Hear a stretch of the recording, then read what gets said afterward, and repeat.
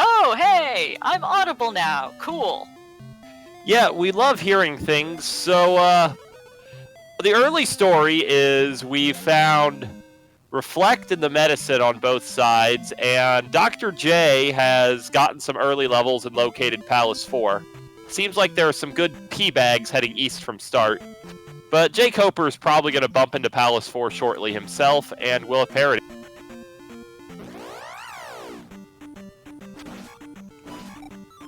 Now, are there other impediments in Palace 4 other than requiring Reflect to be the boss, or is there, or can we potentially go in and clear that space? So there's really two main reasons you wouldn't want to do Palace 4 right now.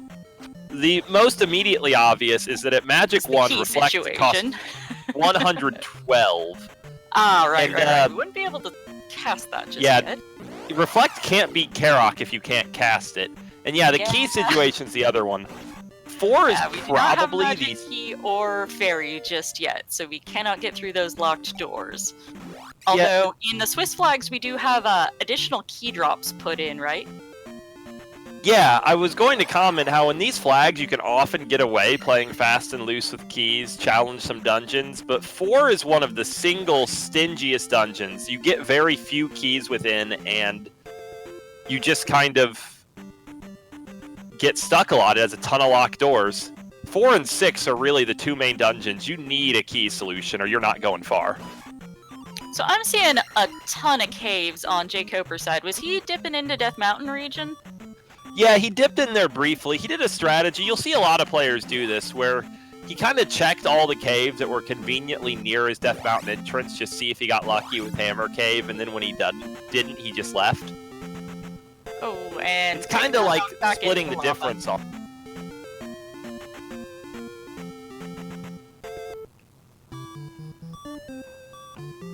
Dr. J has found the town of Ruto, which, of course, is where you would turn in the trophy.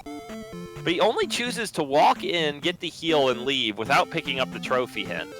I understand skipping the hint in general because it's such a long walk, but if you're entering the town anyway, it feels like you should probably just walk through it. I definitely am, I haven't played Zelda 2 Rando myself. I'm here to help keep Amazing Ambrose company tonight, and just ask all the newbie questions, because I'm a total newbie.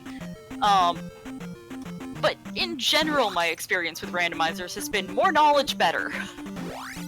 Yeah, Zelda 2's a bit...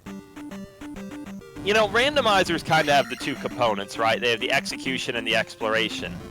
Zelda 2, I feel, is kind of a bit of a heavier execution game. It has some very freeform exploration. Its map drawing is really cool, actually. Major props to DigShake for pulling it off, but definitely there's just a lot of this game that's combat. Shuffled dungeon layouts.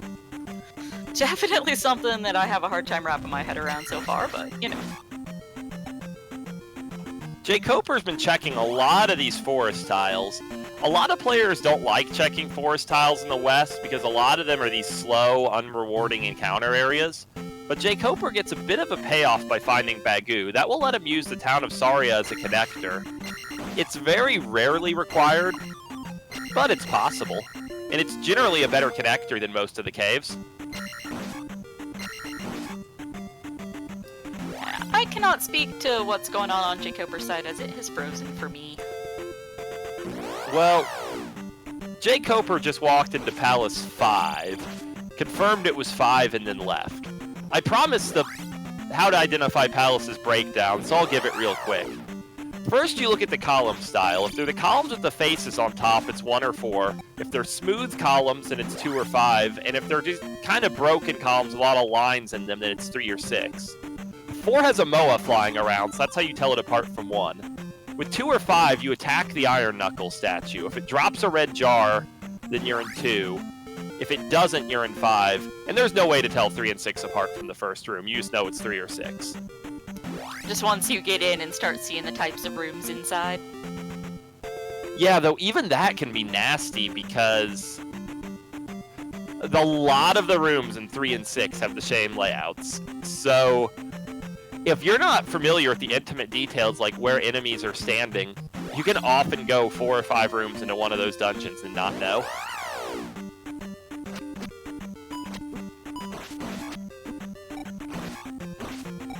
I guess the good side of it is 3 and 6 have very symmetric requirements, so it's often not a big deal if you don't know.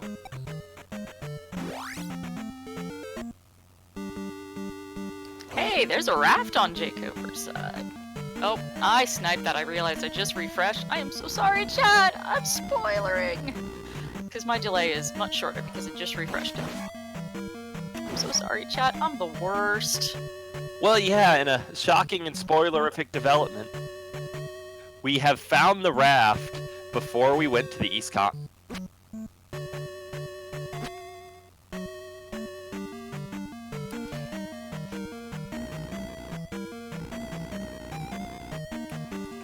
And what palace are we looking at on Dr. J's side? Or are we trying to determine that at this point? I totally didn't watch him go in, but it looks like Palace 2 to me. Because you see the smooth column style that's indicative of Palace 2. And that particular room shape pretty much belongs to 1 and 2.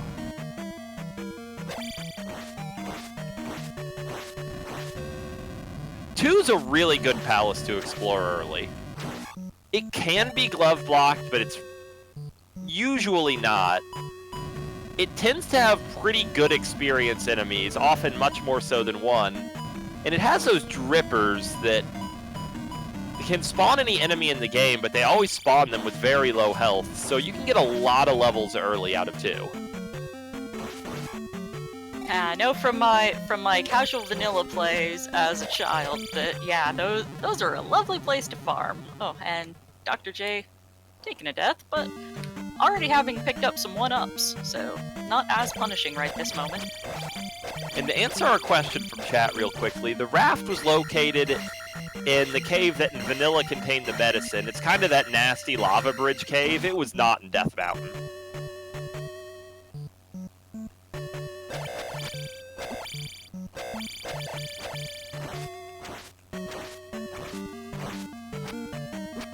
Speaking of which, jkoper, I believe he's in Mido, right? He just cashed in his... Oh no, he's in Raru, and he got a very vanilla shield spell. So, shield is a spell that is definitely not required to beat the game, but boy does it make the game a lot easier. It is comparable to male upgrades in, say, Link to the Past. Makes you take a lot less damage. The hiccup with shield is it's room specific. it's a spell, and it only lasts as long as it lasts. But kind of the upside of it is it does cut the damage in half. And jkoper just which is a picking full... up. Did you see what he just picked up? Am I ahead or behind? I don't want to spoil. I think you're safe to say it. jkoper just got a glove. That's pretty handy.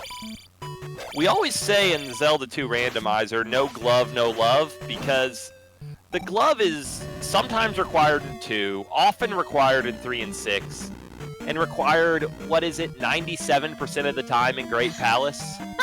So, you need the glove. It can be hard to find.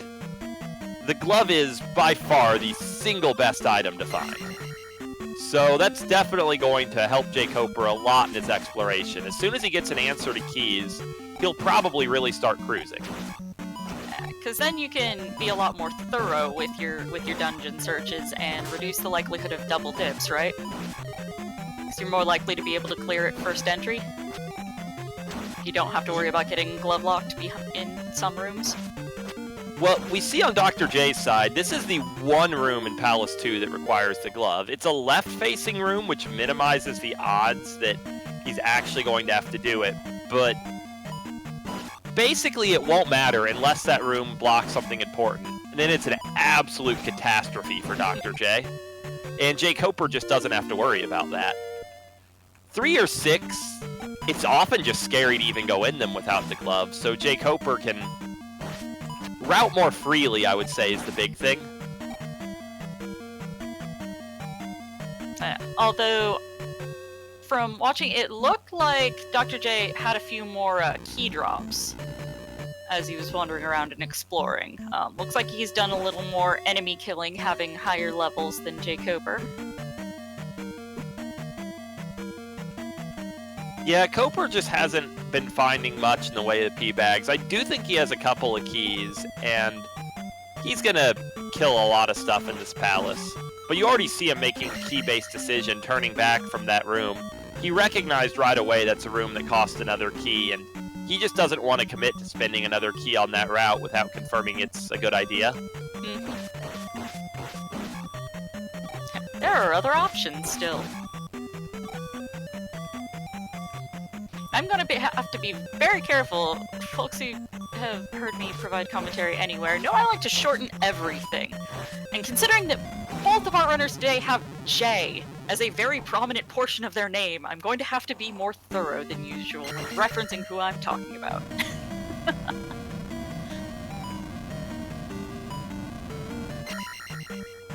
Dr. J fighting off against an obnoxious blue Iron Knuckle. I know these guys are exceptionally skilled with their combat, but God, I hate those guys.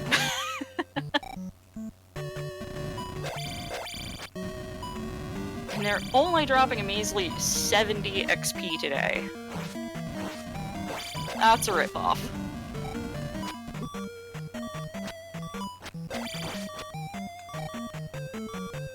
And jkoper picking up another key.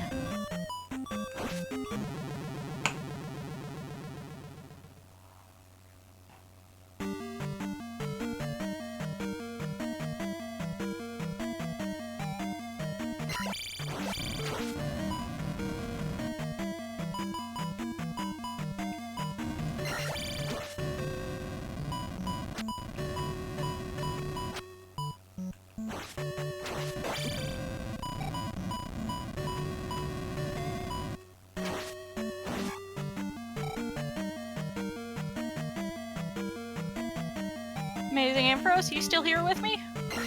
Am I still here with chat? I'm here with you. Okay. We were just quiet for a little bit. I might have been holding the wrong push to talk button. Okay. So, I didn't hear anything, but I didn't have anything interesting to say.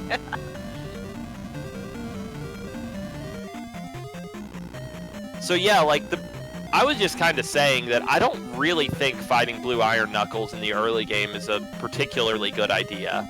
They're really difficult, the fights are really slow, and there's no guarantee that the payoff's even worth it. So you see jkoper took a different strategy. Well, Dr. J really committed to trying to kill the guy and only got 70. jkoper cast shield, jumped over him, got hit in the back, and moved on. I am currently attempting to see what jkoper is up to. I'm having issues with his source feed today. Got it on very low resolution on my end, and it's still slideshowing quite a lot, unfortunately. Well, what jkoper's doing is finding Helmet Head in a very good situation. He'll probably take attack 3 from the kill, and then get another level from the gym. So this is only really problematic for him if Helmet Head gives very poor experience. And of course, Helmet Head's a very easy fight at 2, 3, 4.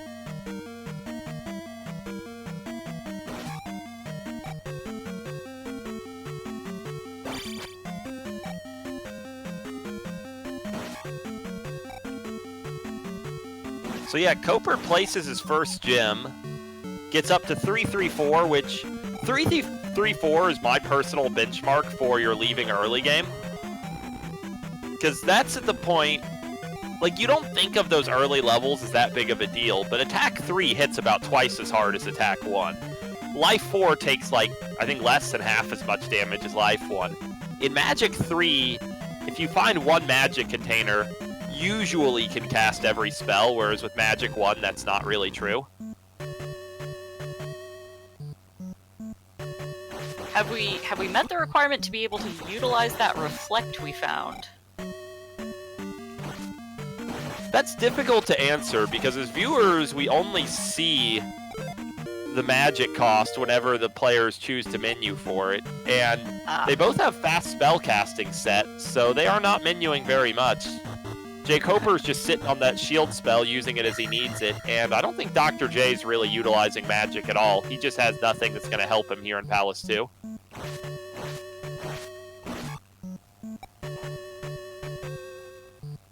Like I said, I'm here to ask the newbie questions and to ask the things that newer members of chat might be too shy to ask. I'm not shy. I'll ask all the newbie questions, because yeah, that's me. What might be interesting to mention is how magic levels work in general, though. So, the vanilla game just had a table. Every magic level has a cost of what each spell costs.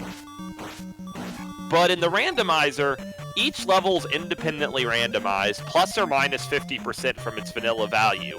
However, if leveling would increase the cost of a spell, it just stays the same. If you do the math on what that means, it means your first couple magic levels are really good, because if you get a really good roll on a spell, you can just hold it through several levels. And even if you get a bad roll, you only need one good roll anywhere on the line to negate it.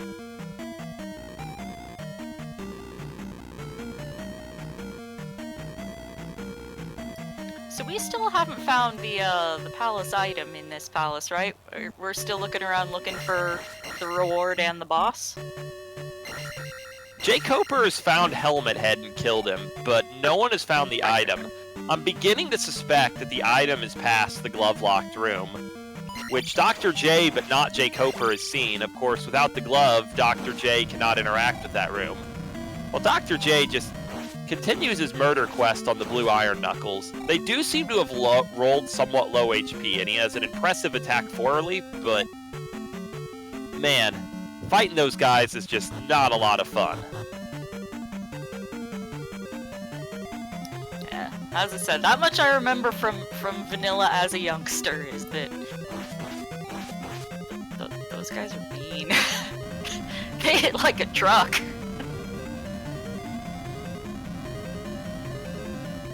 Yeah, Zelda 2 has what I'd call very sharp enemy design. It's tougher enemies. There is no way to cheese them. You can either get good or get dead.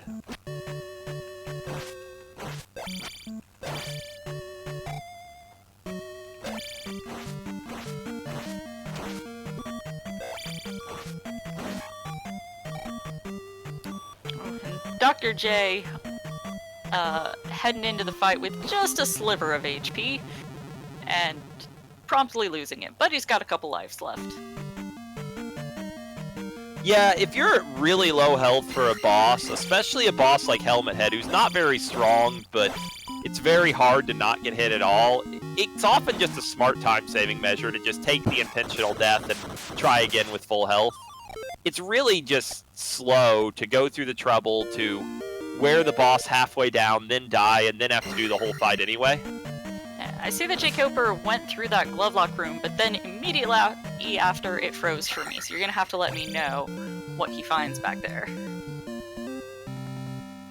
jkoper found a juicy, game-changing 500p bag he up 8 out of. Oh, that is gonna swing this match. Doubly frustrating because, well, actually that tells us something about jkoper's strategy this seed.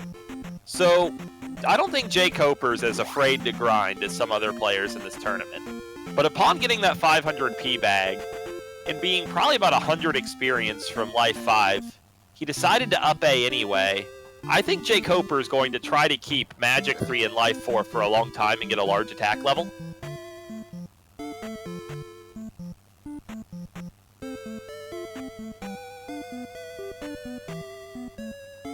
I guess to elaborate a bit, there's really two big schools of thought when it comes to how you should level in the rando. One of them is take levels as you can get them. Usually that means you have a really high life level. The advantages are you don't spend much time on leveling and it's hard to kill you. But the other school of thought is you try to only take up to about Magic 3 and Life 4. Stop taking those because they're enough. And just focus on making your gems give you tons of experience to build a high attack level. Use one of your later gems to just get a ton of magic and life all at once for the Great Palace.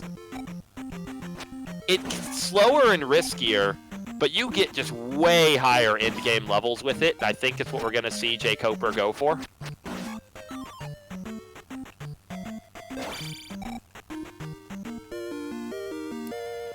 And there's Dr. J picking up his glove now, probably not super happy about finding that after he's searched basically everything else. You guys don't have a view of his webcam, but he just kind of glared at his webcam and threw up a thumbs up upon finding that. I mean, I guess kind of the upside. jkoper also full cleared Palace too. Dr. J knows just where the item is, and he's already spent most of the keys. He's going to be awfully disappointed with this 500p bag, but this isn't really much slower than having had the glove in the first place. He found the glove early enough. Of course, our alternate version of intrigue here is jkoper just learned the fire spell from Old Kasuto. Fire is a completely worthless spell in vanilla. It does things, but they're not even worth talking about. But in the rando, it's paired randomly with a different spell. And while fire is often expensive at early magic levels, it gets real cheap. If it's paired with a good spell, it can totally change the game. Listen to anyone who's played a lot of Zelda 2 Randomizer talk about fire paired with thunder, and you'll hear some fun stories.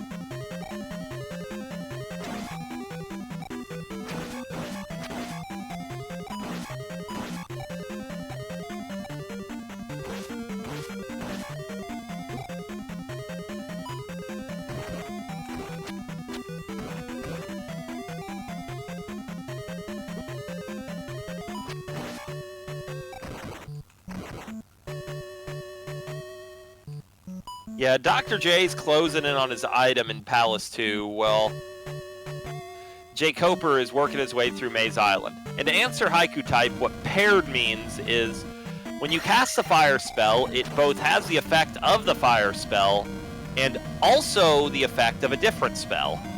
And when you cast that other spell, you also get Randomizer. the effect. Yeah. And also, when you cast fire, you get, or when you fast the other spell, you get the effect of fire, but that's so marginal, it is only useful for scouting. Man, fire in vanilla is a terrible spell. I can't emphasize it enough. Very limited utility on that one. Let me put it this way. Fire is so bad in vanilla. So Zelda 2 has a New Game Plus feature where you can transfer your levels and spell book. When people do New Game Plus speedruns, they make sure their base file didn't learn fire because the time to menu past it in the spell menu, which could be measured in frames, is greater as a downside than the upside of knowing fire.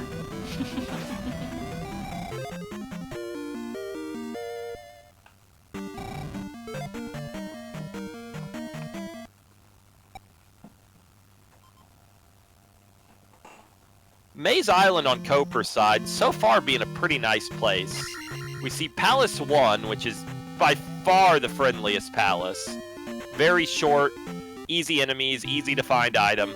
It's light on experience, only downside. And we found the boots as one of the 2 items in the maze. Looks like Koper is going to wander into Palace 1 and then continue his exploration for the second item later. Probably hoping to hold this 337 experience.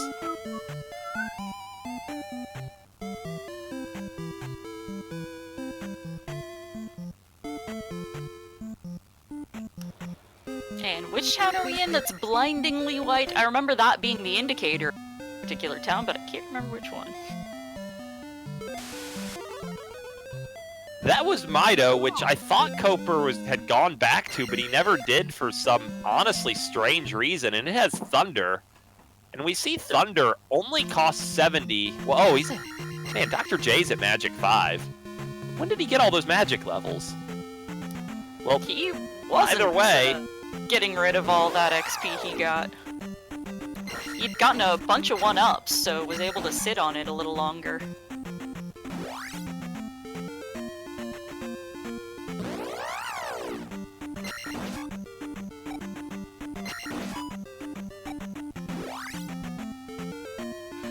Either way, Thunder at 70 is a fairly good cost. Like, that's low enough, you're pretty confident that you're going to be able to cast Shield and Reflect against Thunderbird. If you find a magic container, you can cast Thunder, which probably doesn't seem that useful, but it can get you that last bit of experience. In a lot of situations, you wouldn't be able to kill something otherwise. Nice little spell to be able to cast.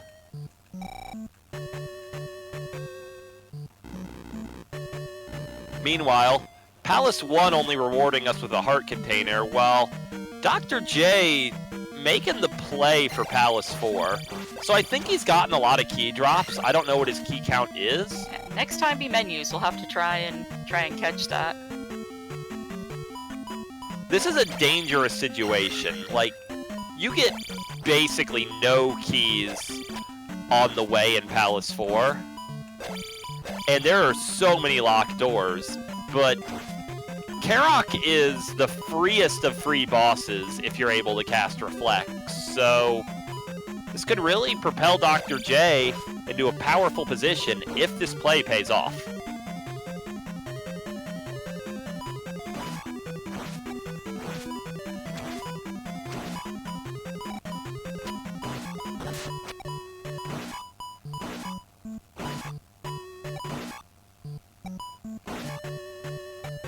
Oh yeah, jkoper managing his experience like a pro.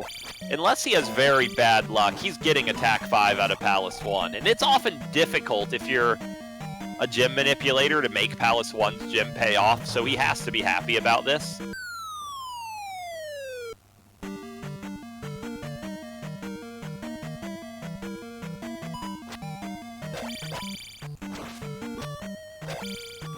Unfortunately for Koper, runs into a bit of a key problem on that path, but he can look other places.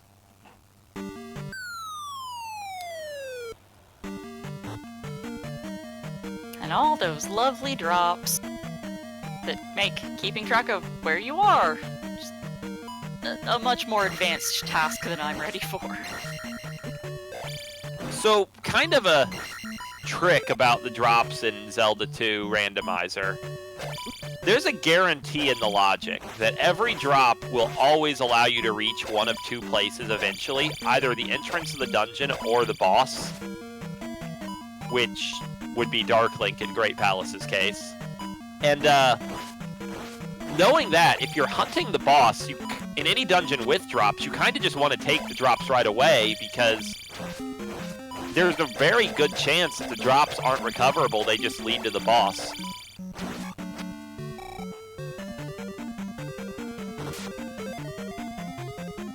On the other side, Dr. J continues his Iron Knuckle murder spree, and kills a blue IK and gets 150 in the Palace 3-4-6 set, so that's a little better than the 70 we were seeing in the early dungeons.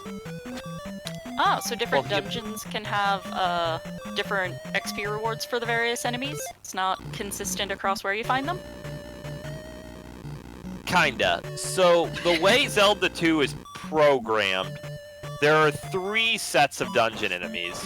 You have the dungeon 1-5 enemies, the dungeon 3-4-6 enemies, and the Great Palace enemies. And they're all actually completely different monsters from the game's perspective. Oh. So in the randomizer, the same enemy will always give the same experience, but it's not the same enemy in Blue Iron Knuckle in 1 versus 4. Okay, that makes some sense. They're just identical reskins. Enemies have random amounts of health, I believe, even in these early round flags. So sometimes you'll get very soft, like, Iron Knuckles in one set, and very durable ones in another. I know the bosses do have shuffled health. I'm not sure if that is just a boss flag, or if that's all enemies share that flag. Yeah, all enemies other than the Thunderbird and Darklink have random health. Okay. Like I said, lots of dumb questions coming here. Coming from over here on this side of the mics. It's also worth noting, the Zelda 2 randomizer supports randomizing the magnitude of effect of all your levels, attack, magic, or life. But in these Swiss round flags, I believe only magic is randomized, whereas attack and life still behave like vanilla. You still can't predict how many hits it'll take to kill an enemy, because the enemy's health could be random. But it adds more overall consistency to your attacking. Meanwhile, jkoper just finished Maze Island, had a pretty long dig for the second item there, but got the flute, which is somewhat better than a 50-50 to be required, so pretty nice find.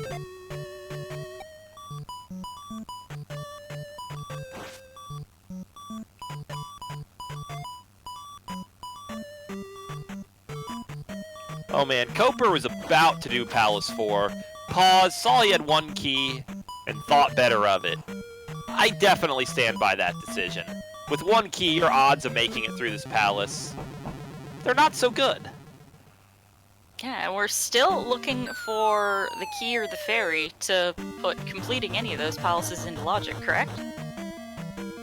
That is correct. The logic will never force you to enter a palace without either the magic key or the fairy spell.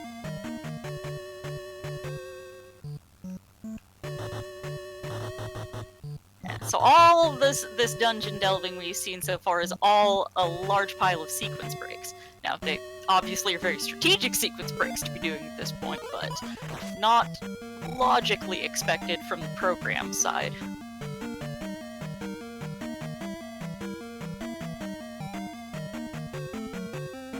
That's correct. Logic doesn't use normal keys at all. The reason is that keys freely transfer between dungeons. So, if you wanted to logically model normal keys, you would basically need every key in the game in order to open any locked doors. It's not really realistic. It's kind of the reason why you see such, I think it's actually probably the main reason why A Link to the Past On stopped having universal keys and made them dungeon-specific.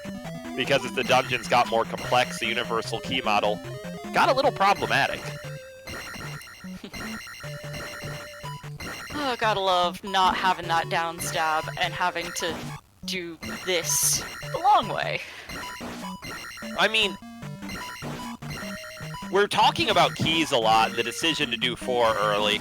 I'm gonna say, even if Dr. J gets to Karok, and even if 4's item is good, he's lost for doing this dungeon, because he spent a lot of time in rooms like this and some of those right lava rooms that have keys at the end, but these are slow rooms, and you don't get that time back. It's time you could be spending just looking for the fairy spell.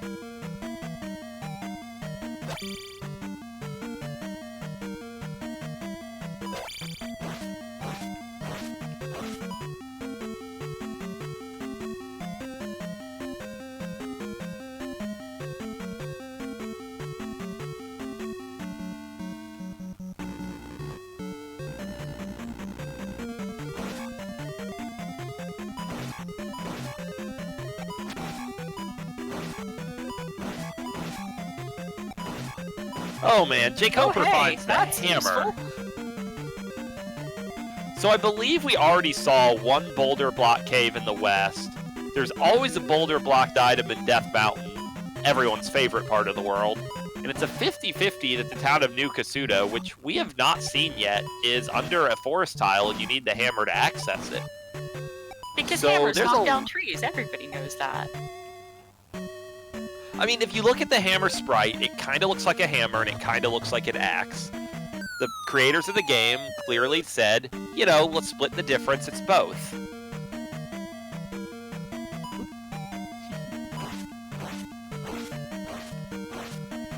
A lot of construction projects would be really easy if real tools worked that way. Oh, Dr. J finding the boss and turning around back out of there. I believe Dr. J is on Oh, his he's last got no life magic. and has no magic.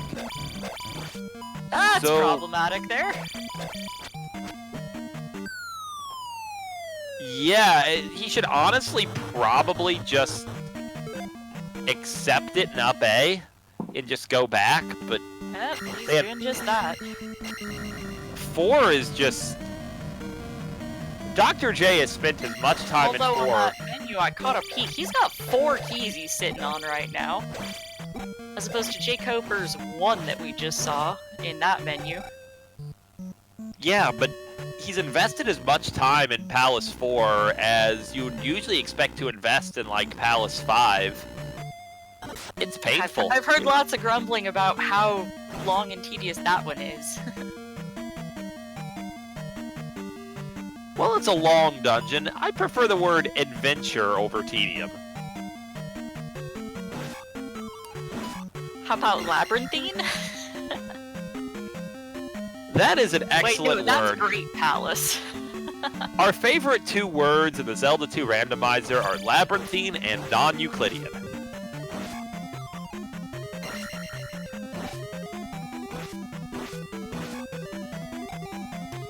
Does that mean you can't actually map anything? Or the maps are not something that you can graph per se? If you tried actually drawing maps of some of the Zelda 2 Randomizer dungeons, you would discover some of them could not physically exist.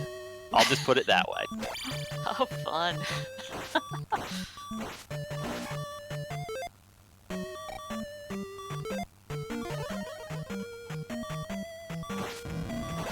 But yeah, Koper's really making a lot of progress here on the East Continent. He found Great Palace in its vanilla spot. Very short death road. He found the other at Palace 3 or 6. And Dr. J is just about to get the item out of Palace 4. I don't know what he needs this to be. The required trophy, maybe? Hey, Dr. JPhD finding a magic container, which, considering his problem in this dungeon was rationing magic, probably not the worst thing he could have found there. Probably happier with that than, say, a pea bag. Yeah, like, your first magic container is honestly a fantastic item. Because, like I said, usually when you get to a magic level of about 3, certainly by magic 5, you can cast all the spells with one magic container. But it's not reliable to be able to cast all the spells with no magic container, honestly, until magic 8, which is not a realistic thing to obtain in most seeds. So it's really nice to have. It can help you in New Kasuto, but Did we I just don't get know the that it's spell, just spell, worth the spell? investment.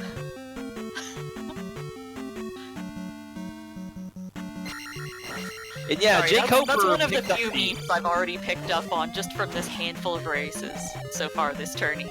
The spell, spell, spell. Yeah. The ever-useful spell of spell was picked up by jkoper, and that was in Darunia, so you had to turn in the child for that. It's kind of nice to find that before finding New Kasuto. That way, it's likely Koper will be able to get the spell and both items out of New Kasuto just in one fell swoop.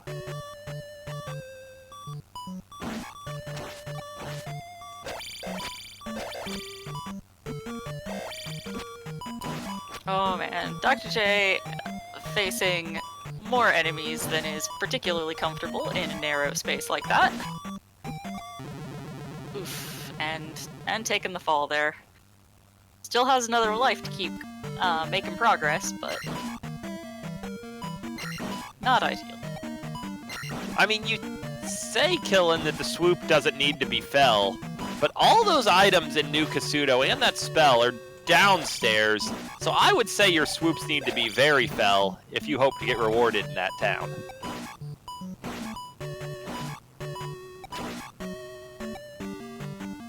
And yeah, spell's a pretty bad spell for the most part, but it could be required, so you don't turn up your nose at it.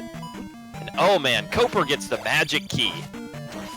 So Dr. J might have 4 keys, but jkoper has infinite keys. That is a nice get.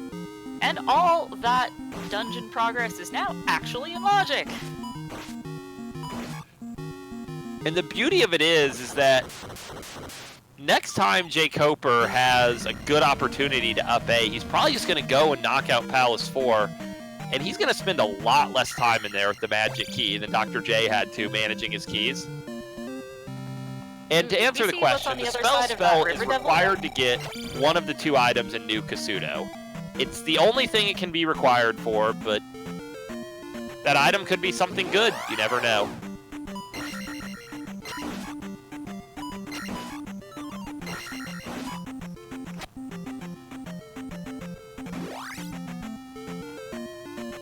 And it seems like this randomizer does really love placing a ton of swamp tiles around today. Seeing rather large swaths of swamp, which, these being speedrunners and racers, not their favorite thing to find. Because you honestly cannot go fast through it. I mean, you have to remember, this randomizer is programmed by DigShake, who is 100% in the pocket of Big Swamp. So, we just all have to accept it.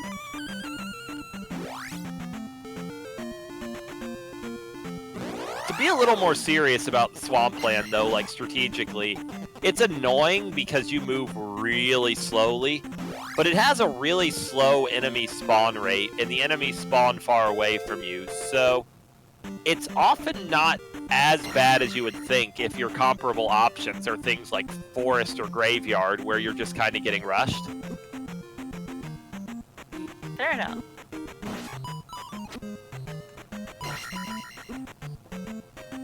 And yeah, the swamp encounters are usually very easy encounters, whereas in the graveyard, I mean, I think everyone enjoys that experience where like 5 or 6 invisible Moas are just on top of you and you can't see any of them.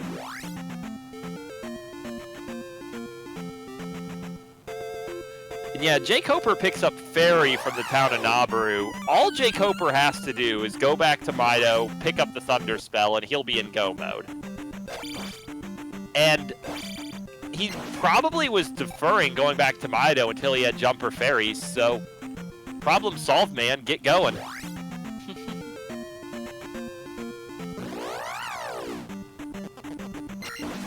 Oh man, stingy old woman has to say that jkoper does not deserve her help. He had no chance of deserving her help without any magic containers at all. But he's gonna get this spell. I don't know what it'll be. I know it won't be required. Life is probably the best thing Koper could find here. He already had life.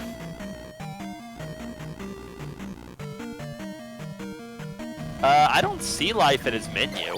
I think life has to be in Rudo now, because he got jump here. I thought I saw it. Maybe I'm mistaken.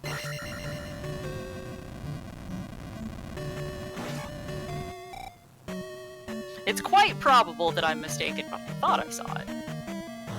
It does look like Magic 4 was enough to let jkoper cast spells, so that's pretty nice. This item's probably not required. There's worse things in life than finding a heart container. Yeah.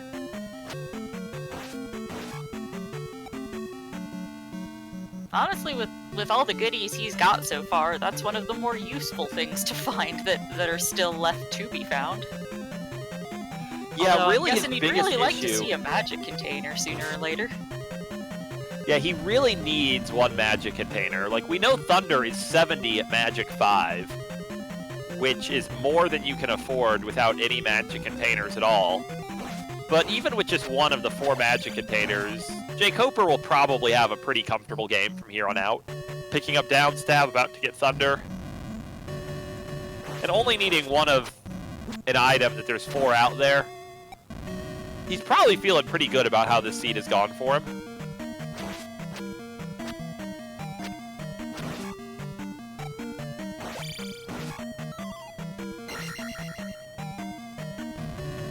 Meanwhile, on Dr. J's side, he's working through some Palace. I wasn't paying careful enough attention because I'm the worst. Oh, is this Palace 5? I think it is. This is totally Palace 5.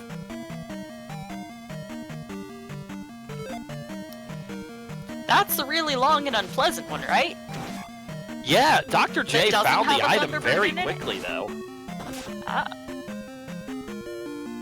It's the Trophy trophy, in which there? we know will give the life spell, which is convenient, but hardly required.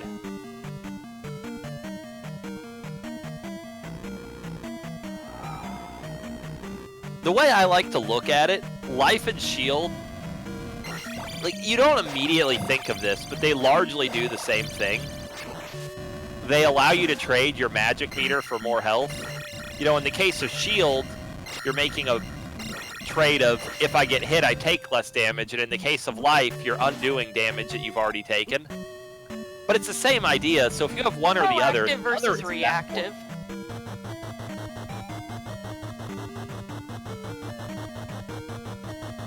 You'll actually hear a lot of players offer differing opinions on which ones they prefer. I think most people I've talked to are really far on the shield, or on the life side of shield versus life. Personally, I'm a believer in shield. You can keep your stinking life spell. Give me a shield.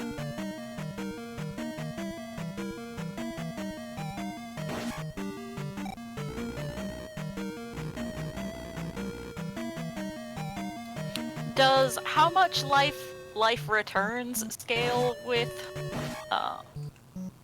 magic levels? No, magic levels only affect the cost of the spells. They have no bearing whatsoever on any of the effects, actually.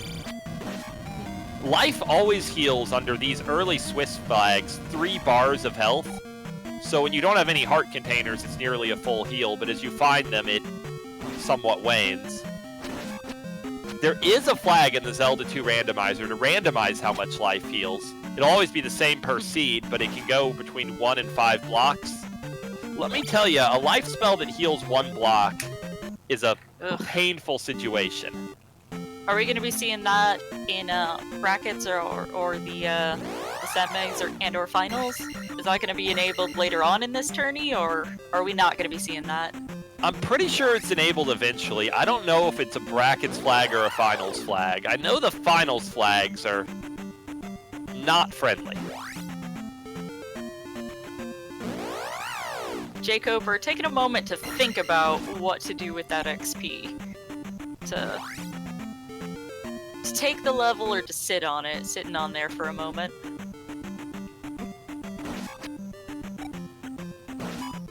jkoper does now have a small gem lead. Simply Palace 1, which is not an especially complicated task, but still already done. Dr. J does not have that already done. But yeah, like, you know, the half a dozen other items that he's sitting on. I don't want to write off any player, but Dr. J is just finding the raft now, and jkoper's looking at in-game scenarios, so the only thing I could really see that's going to change this race is if all the magic containers are just horrible to find and jkoper can just never cast Thunder.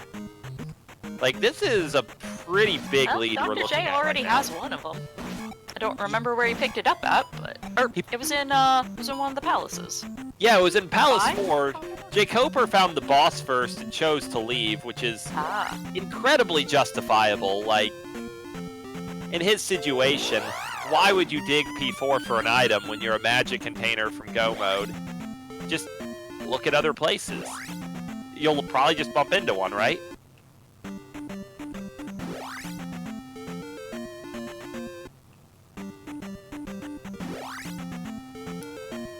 And jkoper making use of that hammer. Yeah, this P-Bag Cave is a new check for us. It'll be very interesting to see if it's a magic container. The odds are not bad at all.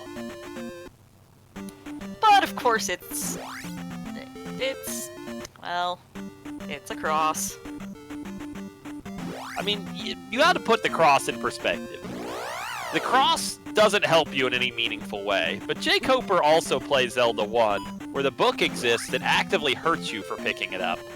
So an item that's merely useless, maybe even has fringe utility, is a lot better by comparison.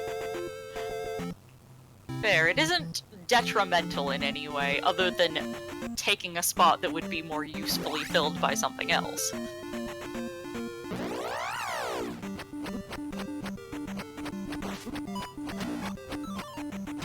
Low-key, the cross can actually be pretty nice if you find it really early, because the invisible Moas in the East Continent can just wreck you, but the problem is usually that you don't find it really early, and by the time you find it, you're mostly done dealing with those encounters. And that's pretty much a summary of jkoper's situation right now. So jkoper re-entering, was this 5? Yeah, this is P5. jkoper's totally just in here to beat it. Some of these wall textures. It's worth noting that the tile set for like the floors and such is actually randomized by the randomizer, so you can't rely on that. Well, never mind. It's just the background columns. Which... Okay. And of course, the rooms don't randomize between palaces.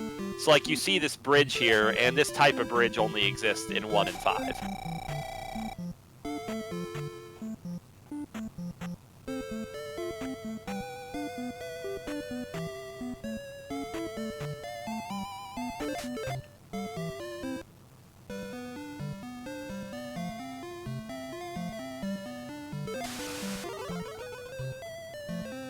And but yeah, I think all the Zelda life.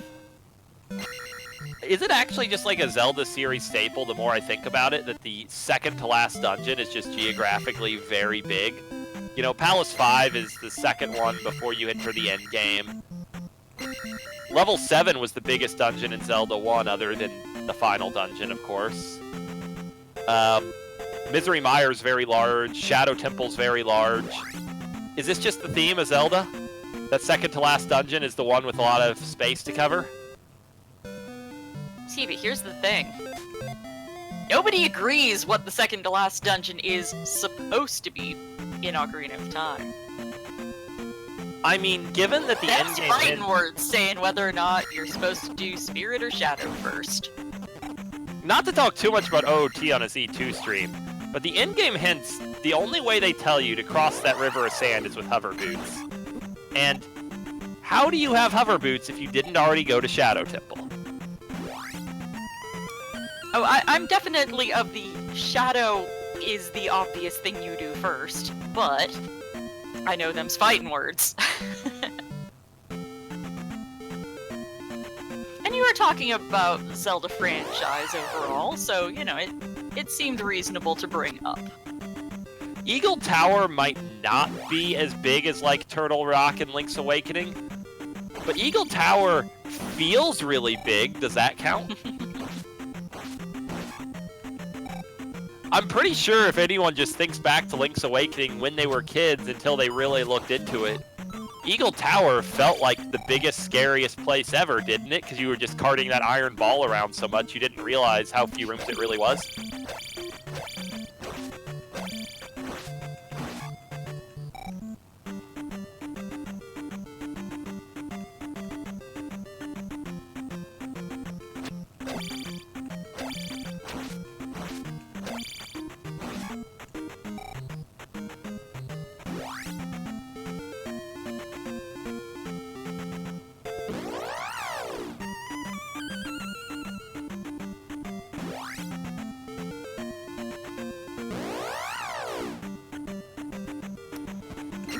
So on jkoper's side, we've got him exploring Dungeon 5, trying to find goodies and meanies. And, jkoper encounters one of the worst rooms in the game in Palace 5. So you see that lava room with all those bricks that you could easily break if you accidentally downstab them? Oh yes, of course. And you just look at that room and you're like, man, doesn't that room just seem unusually horrible compared to other rooms? Fun fact, there is literally no reason to ever enter that room in vanilla. It is almost literally a rando room. And on Dr. J's side, he's finally taken the raft over to the eastern continent and seems to be just kind of doing his general introductory exploration over there. Ducking into caves and trying to find goodies. At least as best as I can tell, that's what we've got going on. Ducking into caves and special tiles to find things. Yeah, there's just kind of a preliminary exploration process you have to do in any overworld area. And Dr. J is working through it in the east. There's stuff he has to find over here, but there's just a time cost to it all. jkoper picking up his trophy in Palace 5 now as well. Yeah, that's not really a valuable find to him at all. He might pick up the life spell. It's very nice. I'm trying to help our poor trackers.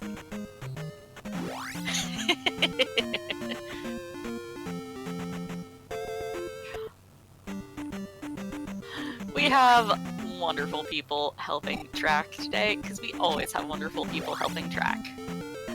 Oh, I mean, our trackers will be fine on something like the trophy. When jkoper menus to another spell and the trophy kid and medicine don't display in that menu, I'm sure they'll figure out he has the trophy. So yeah, for anyone unaware, the trophy kid and medicine, the only way to check if you have them is to go try to turn them in. There's just nowhere in the menus that shows you have them. That seems like the sort of quality of life change that a randomizer might add. I mean, you have to remember, this is an NES game, and, I'm just being snarky. Yeah, like, it's... Like, in most earlier versions of this randomizer, those spell items couldn't be in palaces because their sprites weren't even loaded with the palace sprite set. It took some hacking wizardry by Digshake to even make it possible.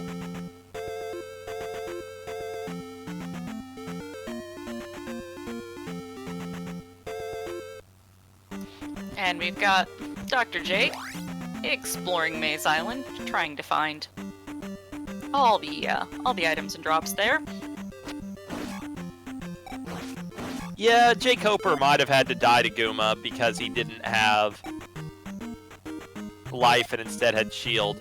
But now he has shield for the second fight with Guma, and shield is going to help him more than life would have. He's also using jump strats, which aren't my thing, but some people swear by them, and they're working pretty well for him, so who am I to judge?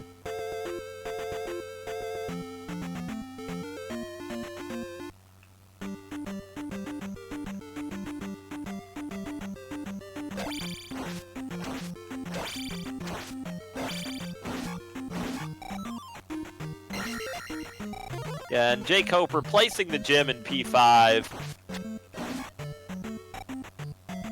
He kind of has the goal in sight, but...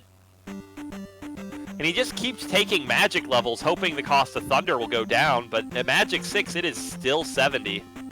He's gonna have to make a decision where to look. Probably the best thing that could happen for Dr. J would be if jkoper ends up digging Palace 6 for a magic container and doesn't find one.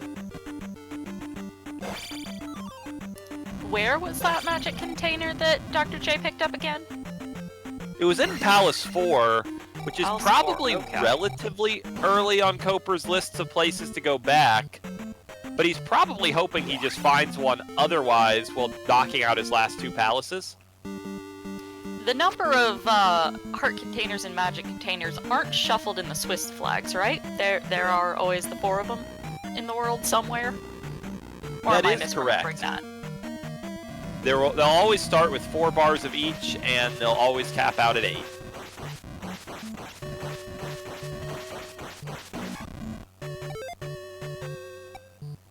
I know, like, the finals flag, Fool with Health, which is one of my least favorite things the flags can do.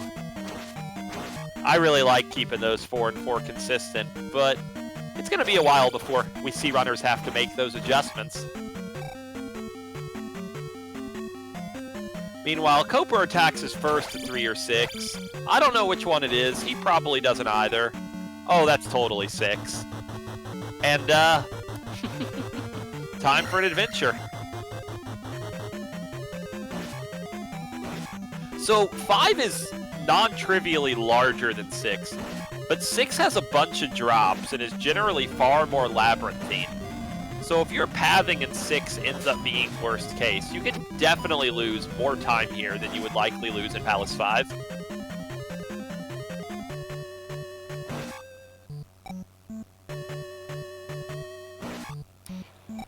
And to touch back on the, it won't be a while. It's going to be a while before they need to start worrying about those flags changing up. Just to give a quick refresher for those who don't remember the format of this tournament, we are in the Swiss round, round 1, right now. There are 5 rounds of Swiss, and the scheduling requirements for our runners are that they play 1 match per week. So 5 Swiss rounds, 5 weeks.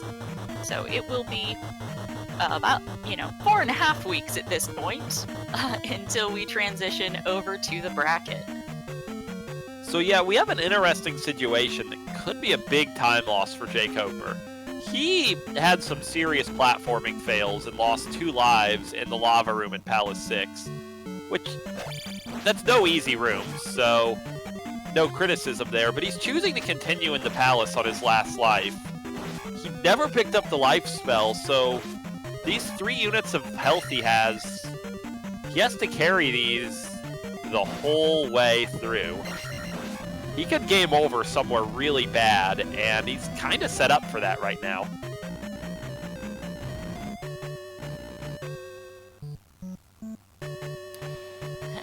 That was a shield cast right there, right? Yep. Just casted shield. Kind of one of your classic make that get little hit. bit of health last longer. Yeah. Get hit, realize you didn't want to get hit, then cast shield. It's a thing players do.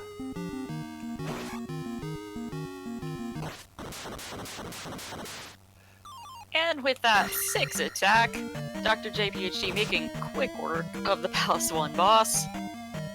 I guess in terms of healing, jkoper is about to get a heal. I'm pretty sure that 1210 is life 6. And when he takes life 6, which he almost assuredly will, he'd almost be a fool not to, that will fully heal him.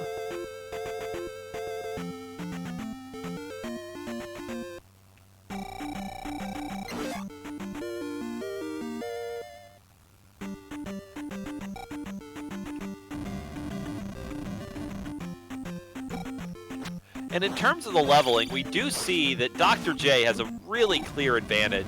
666 with 3 gems to place versus 565 with 2 gems to place. But in these flags where Great Palace's potential to be nasty isn't that big, I don't expect that to be a decisive factor.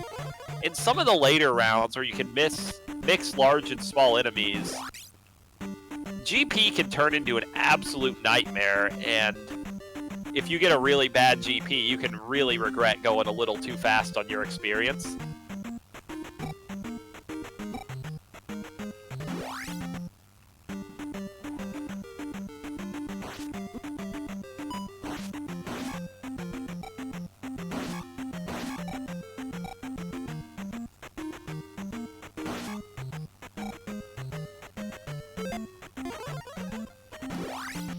jkoper not wanting to take risks, but getting knocked around anyway. Not being able to get that fairy cast out quick enough. Yeah, this room's pretty awful, and the sad thing about it is, even if you cast Fairy, you need to use the glove on both sides, so Fairy doesn't help you cross this room. You could cast No, Jump it just if that's helps you easier through. for you. Stop. Yeah, it's just to not take the death. Yeah, you can cast Fairy and then fly back out the way you came and start over. That's what it does for you, but... yeah, it's kind of a rude little room. There's a very similar room in Palace 3. The Palace 6 version tends to be just a bit nastier with the enemies.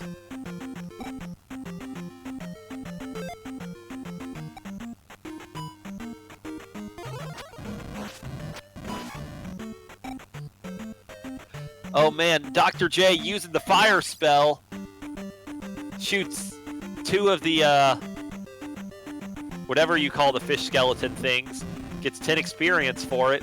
It was exciting.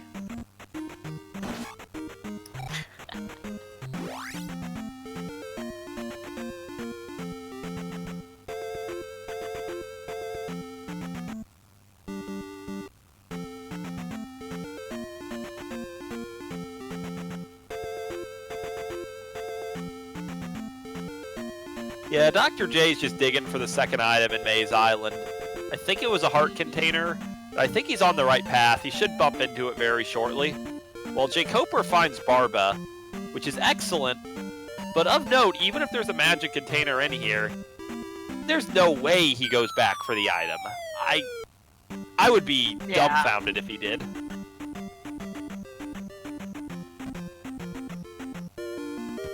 Oh no, silly me. That item on Maze Island was the boots. That's a good item. So I believe based on... yeah, I was gonna say, believe based on what we've seen, the boots are not required this seed. But as you watch Dr. J just run across a river and not have to deal with anything, they're nice. They save time all over the place. You're always happy to see those boots.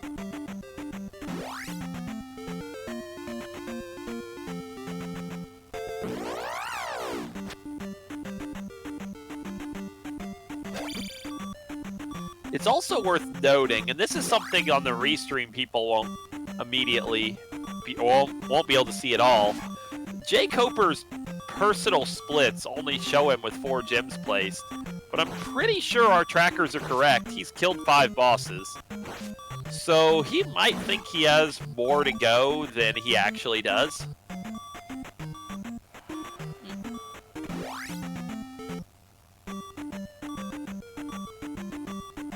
Oh man, jkoper trying to kill this blue Lizalfos. These guys, they're rewarding. He got 300 for it, but that's not a fun fight. Ooh. And Dr. J utilizing one of the other benefits of those boots, the fact that encounters don't happen on those water tiles.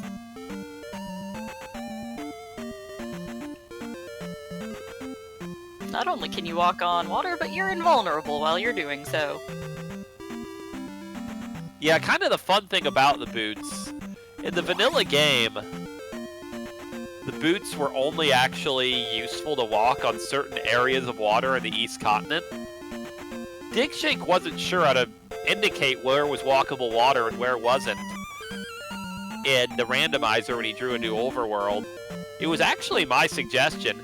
Make all water walkable. It'll be fine. It actually works great. Yeah.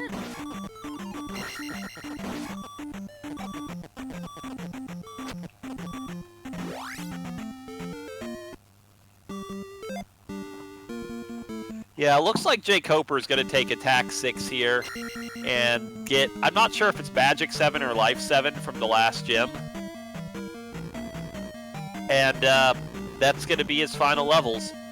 Granted, he might hold the level if it's life 7 and try to build the magic 7, hoping that makes Thunder castable. That would be a very plausible play.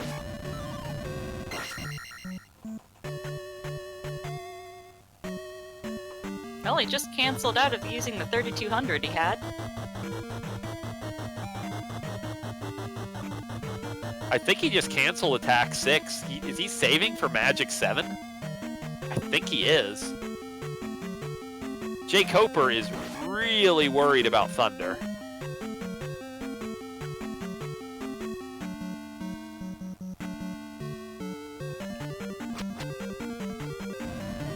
Those Wizrobes, as obnoxious as they are, give it 150 XP, so that is nice. Yeah, there we go. Taking the magic. I did not see what the cost of Thunder at Magic 7 was. I didn't catch it either. Okay, it's still 70. So, you might remember I mentioned the algorithm of how the game handles magic levels.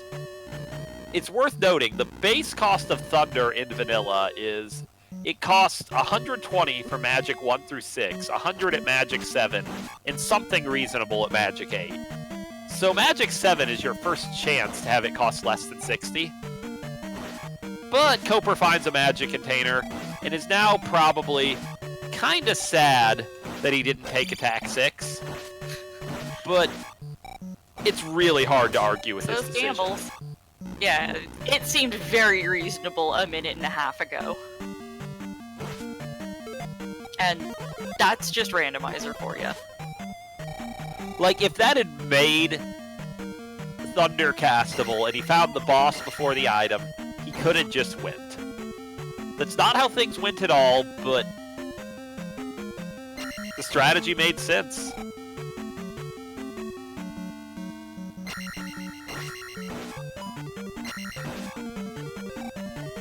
Speaking of Thunder, Yep, just deciding. handy. Hey, and we're gonna get simultaneous boss fights. They're not fighting the same boss, but they're fighting bosses together. So Koper will have one more leveling decision before it's just the Great Palace game for him. Is he going to take Life 7, or is he going to try to hold his experience and get Attack 6, which isn't that far off? You probably could get it on the way in Great Palace. Yeah, it was at 3,200. Or at least right in the neighborhood of 3,200. I don't remember the precise.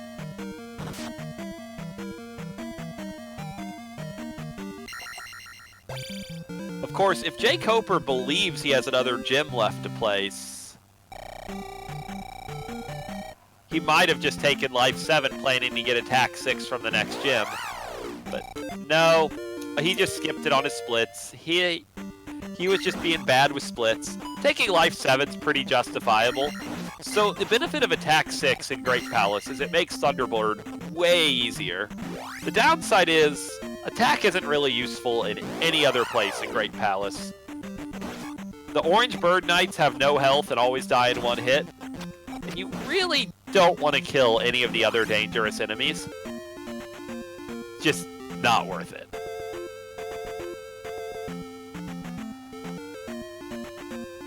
So yeah, we mentioned a little bit about the series as a whole. I'm just going to say Blue Bird Knight is by far the most dangerous enemy in any Zelda game. And I don't even think it's close.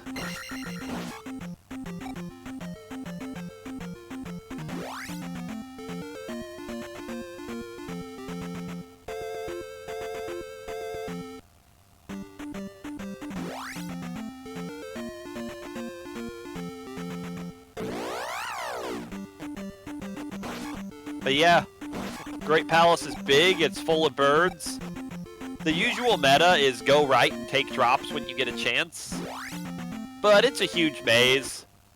A lot of times you're just kind of going wherever it lets you go. And the most important thing is, I won't say keep a map in your head, because this dungeon is the epitome of our favorite word, non-Euclidean. But remember your paths. It's very important. And yeah, these flags are small Great Palace, which does, combined with not mixing large and small enemies, makes this way easier than it could be. From other commentators, I've heard it's comparable in size to Palace 5 with this flag, right? Have I heard that correctly? Yeah, it's very right? comparable in size.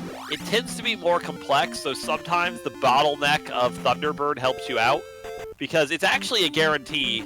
Thunderbird is somewhere on the mandatory path between you and Darkling, so finding Thunderbird rules out every path you haven't taken. Yeah, it's just a matter of, is Thunderbird really early and you have a lot of places to go afterwards, or is it very late and a slog to keep getting back to if you have to make your way through the palace a few times? So a little bit of a storyline we already have going on jkoper's side is jkoper walked into a room that, if you do it from right to left, requires upstab. It's the only place in the game that the upstab technique can possibly be required. And upstab is very rarely required. I don't believe either runner has it. It's a problem if you have to leave GP and go get upstab. I think Koper's leads enough that it should be safe, but he definitely has some concerns upon seeing that room. How far a trek is it from where he's at to where it's at? Do we know that? Do we know where it's at? Is it consistent? The good news is Darunia is on the East Continent, which Great Palace landed there this time as well. Okay. And even though Great Palace is at its vanilla location, it's a very short death road, so it's one of the relatively better scenarios for that backtrack. But even best case, it's still, you lose all your progress in GP and you have to do some more overworld walking.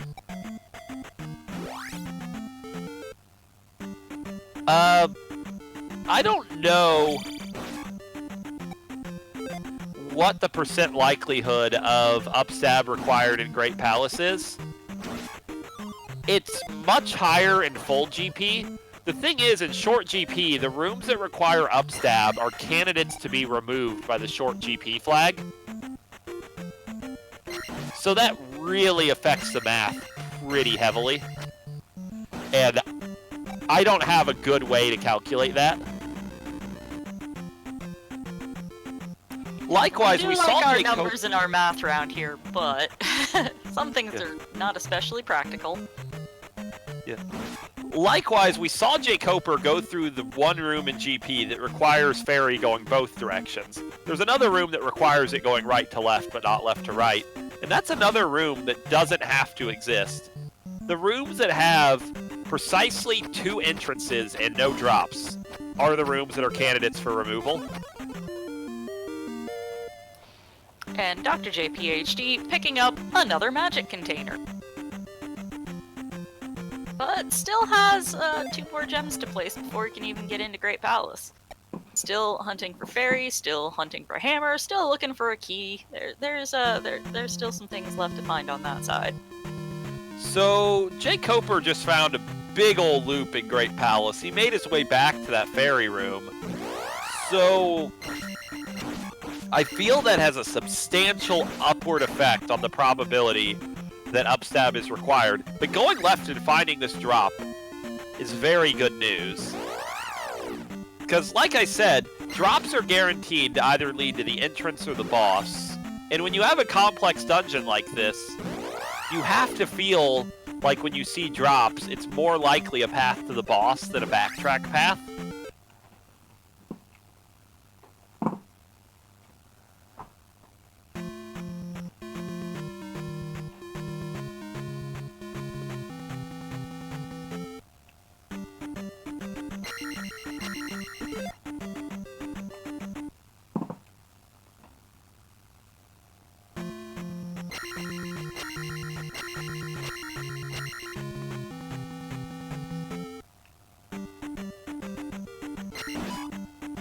And yeah, the reason the glove is always required, in effect, and you always assume it's required, basically no matter what in the Z2R, you just look at this room jkoper's in. There are like 6 or 7 rooms with this shape in Great Palace, potentially at least. Yeah, the odds of the required path going through... Yeah. The odds of the required path going through none of your waffle rooms, or as we like to call them, the chicken and waffle rooms when they have bird nights in them, not very good.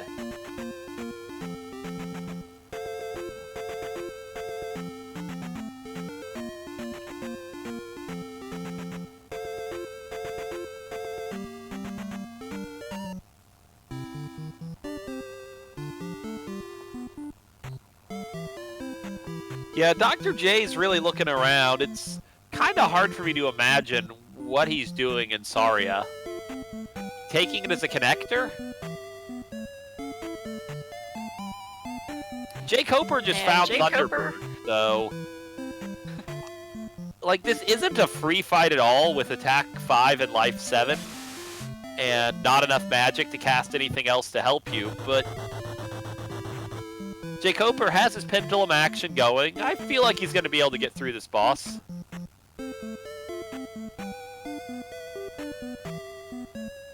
And am I right in remembering from other commentators that once you get him down to half health, that gets a little more violent? The extra fireball's raining down on you. The only part I would disagree with that statement is your use of the word "a little." He gets a lot more violent. Okay. Approximately double more violent?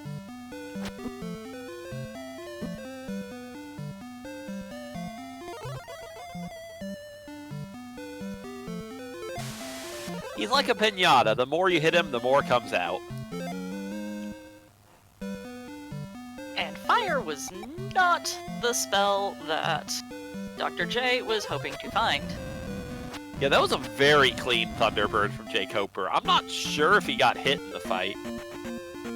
So that's... If it was very early in it, because I noticed him at just under 3 health when Thunderbird was down at about 1 pip, or down by about 1 pip. Yeah, that's always what you want to see, just not taking any deaths to Thunderbird, even if you don't start with perfect health. That lets Koper use this last life to try to find Darklink. And Darklink's a pretty free fight, so if he walks into the room and has at least a bar of health, which he does here, he's pretty much won. This is GG jkoper. Very short path between Thunderbird and Darklink today. Yeah, I believe jkoper had already seen all 4 drops and just a lot of other miscellaneous rooms. So the odds were pretty good this was not going to be a long path, but it ended up being very short.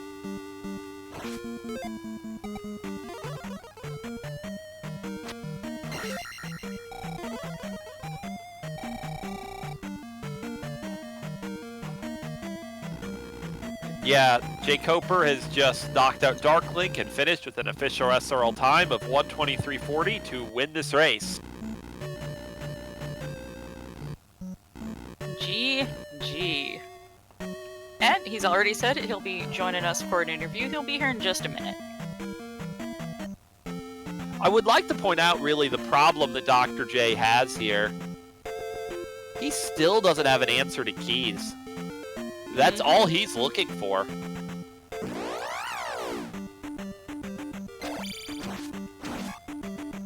I seem to recall the magic key was just in some random East Hyrule overworld spot. Dr. J must have just not bumped into it. Yeah, well, he got his raft so late, he didn't get over to the Eastern Continent for a good long time to even start peeking around there to see what it had in store.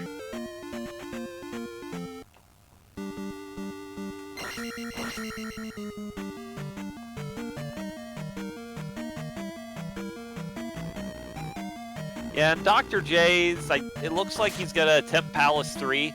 With a key to get in, this is a pretty good play. Palace 3 is often key positive. It has one really good room that gives you 2 keys. There was a key in that room. Yeah, I guess that means he does not have the jump spell either. Because assuredly you would have picked it up if he did. If I remember rightly, jkoper picked that up after Fairy, so... Although I could always be misremembering that. That's a fairly common occurrence. Yeah, and judging by Dr. J's movement, I don't think he has downstab either, so he certainly doesn't have jump or fairy. So, yeah, that's just a tough situation, not having any resources. He does still have 3 keys, so I don't know if... I actually don't think, based on what we saw, that fairy is required to beat the game, so Dr. J might just be able to finish with a lot of normal keys. I think he might be planning to try.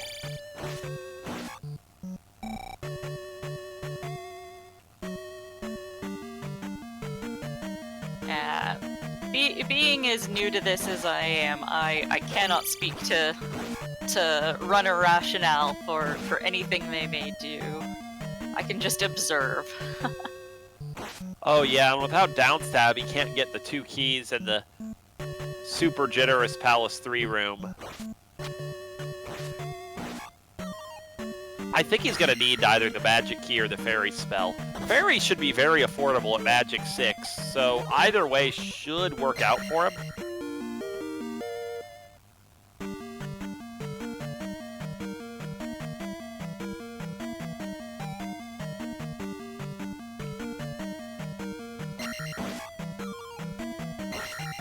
Okay, grabbing that key drop.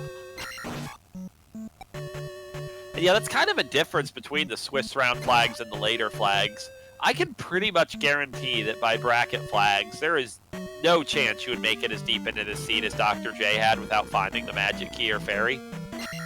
But with enemies dropping keys and every loose item in palaces, other than the extra life in Great Palace, being a key, it can help you make some progress when otherwise you wouldn't be able to.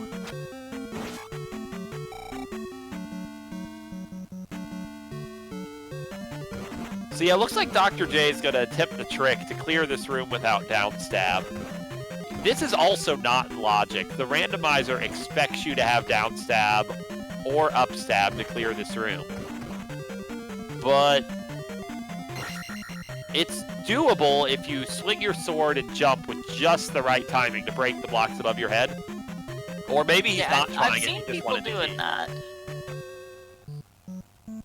I've seen people get through the upstab room in Great Palace by using a trick there, or perhaps it was a different dungeon. But honestly, There's one room where upstab is one of the answers in GP. The room where there is a room where it's hard required, and no amount of trickery will get you through all the blocks. Okay.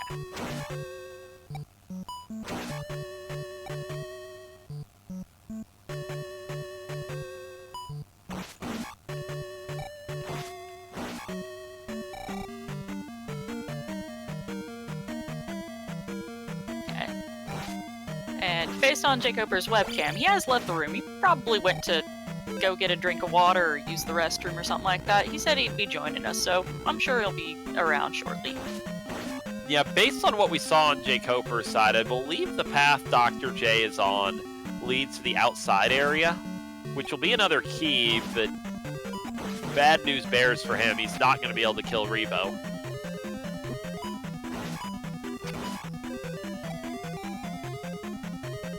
Is that impossible without downstab, or just really dumb? Well, it's totally possible and only kinda dumb to fight without downstab. But the problem is, if he didn't choose to do the trick to get past that one room without downstab or upstab, I'm suspecting he doesn't know it. Ah. And I think we just confirmed that is the path. So to beat Rebo, you gotta get to Rebo first. Yeah, that is sort of how that sequence of events has to go. But yeah, Rebo's a dumb fight without downstab. It's totally doable, you just need some precision. It's something to remember about Palace 3 for anyone who's just looking to pick up this randomizer. Palace 3 has the simplest layout in general. There are 3 rightward paths. The item, the outside area, and the boss. So when you have found all those paths and you see a left path, you know 100% for sure it just leads to that dead end there. And it could be a lot of sequential rooms, but you know you just don't need to do that.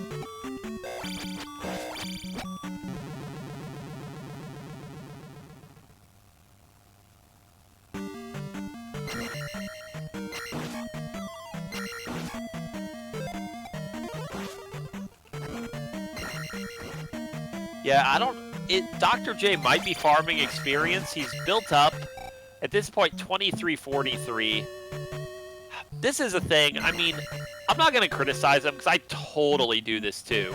When you've ground more than 2,000 experience just doing stuff, and you're in a situation you want to up A, it's just so hard to flush that much experience down the toilet. Even though rationally his levels are fine no matter what, 2 more gyms, he's going to be at like 6, 7, 8. That's comfy for GP. It's very hard to dump your experience in this kind of situation. Just psychologically, how much you went through to get that and what you're losing instantly.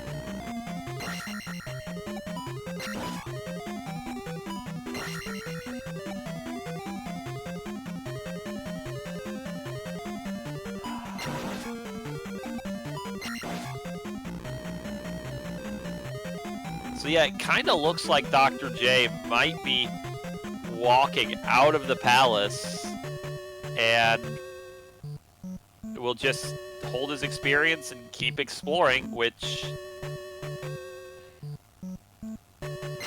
I think most people, if you step back rationally, you know this is the wrong decision, but man, it's just so hard to pull the trigger on that up A, so I really sympathize with this situation.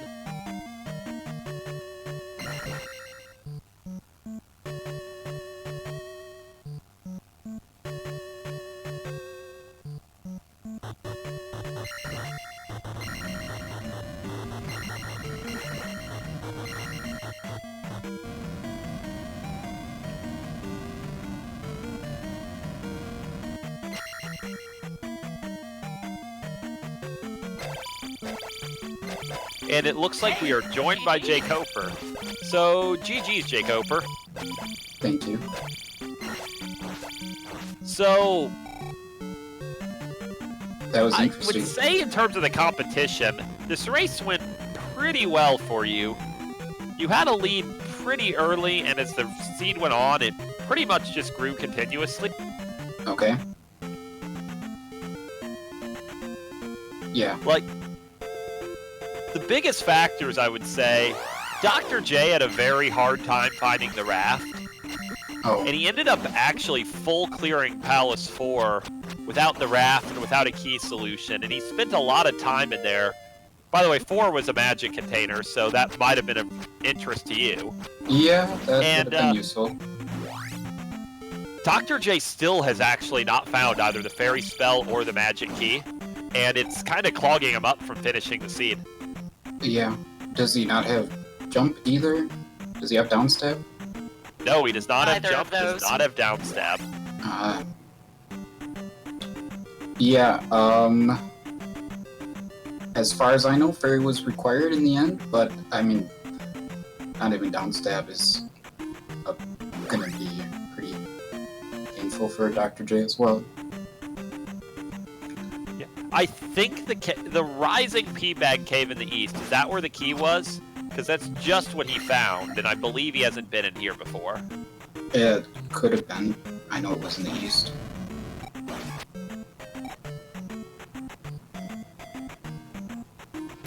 But yeah, Congratulations on the bingo blackout. Oh, thanks, yeah. I mean, I skipped a bunch of magic containers, though, so... I didn't do I guess everything 100% that's after. tracked on screen is found. And Yeah, I Dr. just J wanted... picking up his hammer just now. Oh, Yeah, the hammer, which is...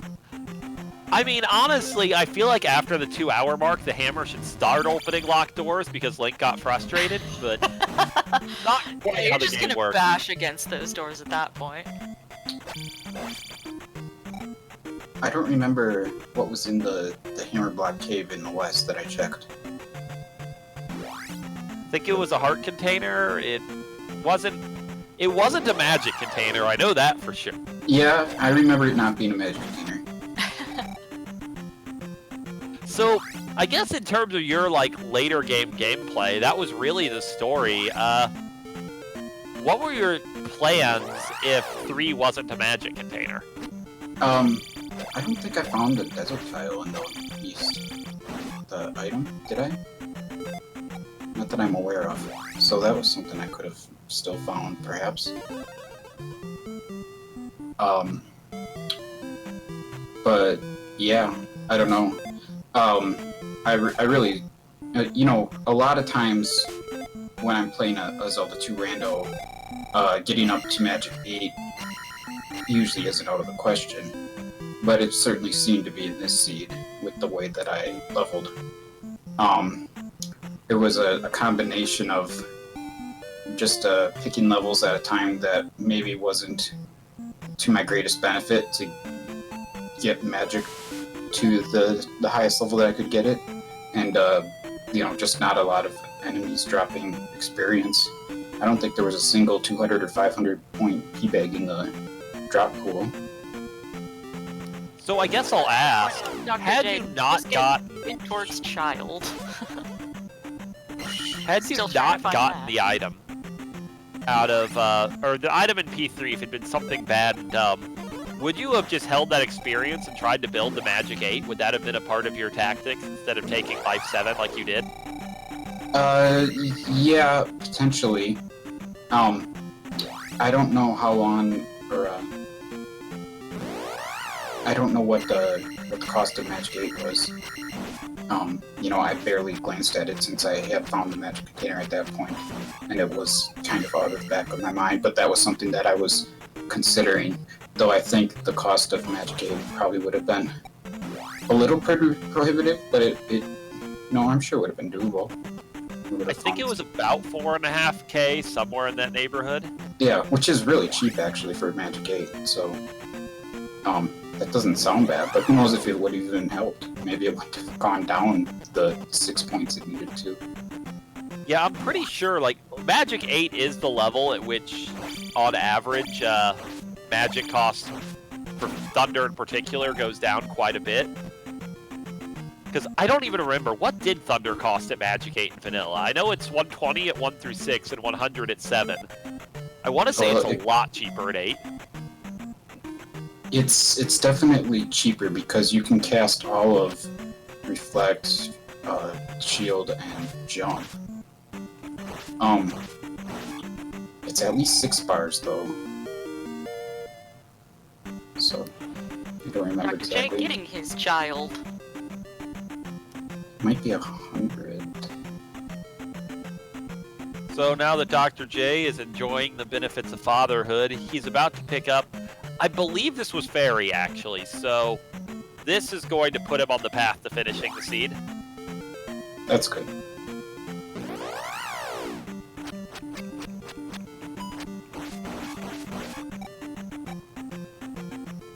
This certainly would have been an interesting race if I were racing someone more experienced, I'm sure. And I'm guessing I probably would not have won with how late I found that Magic Container that I needed. But other than that, the seed was pretty smooth for the most part. I didn't feel like you invested a lot of time into that Magic Container though, like, the only time investment was on leveling stuff, but Yeah, it's the leveling that really... Pack 5 very well in the end game, so I don't think there was really a loss. Yeah, I think I just took extra time messing around with my levels and spending too much time thinking about them and stuff. So... I don't know. It was okay. I'm happy that it was interesting, you know? Oh man, no, we totally misremembered. This was Spell. Ugh. Okay. That's Not what the he was worst. hoping to find there. Yeah, I don't remember what was in Spell Town. I think it was a heart container. Yeah, I'm pretty sure it was a heart container. I seem to remember making a comment about how you won't turn your nose up at it. You obviously would have greatly preferred a Magic Container, but it could have been a worse thing. Yeah, I guess it could have been a red jar or something, I suppose. I don't know if you'd found the cross by that point. The other one of Yeah. our favorite items. I think so. The cross might have been what was in the Hammerblock Cave in the west.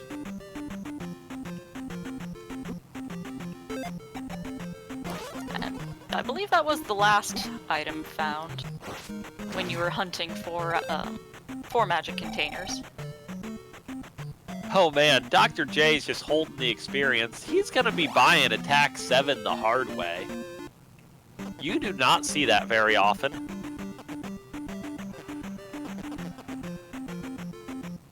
Oh, there's the magic key. There it is. So yeah, the thing about that that's kind of interesting is it doesn't really solve Dr. J's problems because he demonstrated that he doesn't know the trick to get through that room in Palace 3 without upstab or downstab. Yeah, And I don't know, is Fairy required in Palace 6? I didn't think it was. I think it might be required in GP, but it's really hard to say because GP was so windy. But you know, there were so many branching paths that seemed to converge. But I definitely used Fairy in GP. I'm not sure if it was required or not.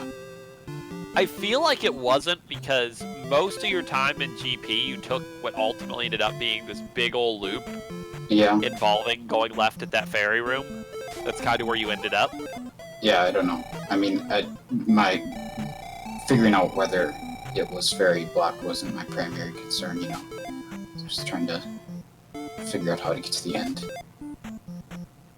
I mean, I feel like when you found Dark Link, you should have turned back and confirmed for us whether Fairy was required. It would have been very useful. Yeah. I mean, I would have considered that if it wouldn't affect the There's results of Fairy, the race. Dr. J. I don't know why I checked this hint here. I don't think there was anything I could have gotten a hint for. Well, I guess a magic jar would have been a helpful hint, I suppose. Instead, I got a hint for a 1-up. So I've been kind of unclear on this point. When you get a hint that says magic jar, it means a red jar, right? And they call it a magic container if it's an actual container.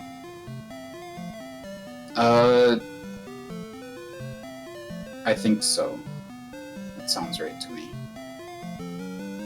Oh wow, there was the other magic container. Here's the last one.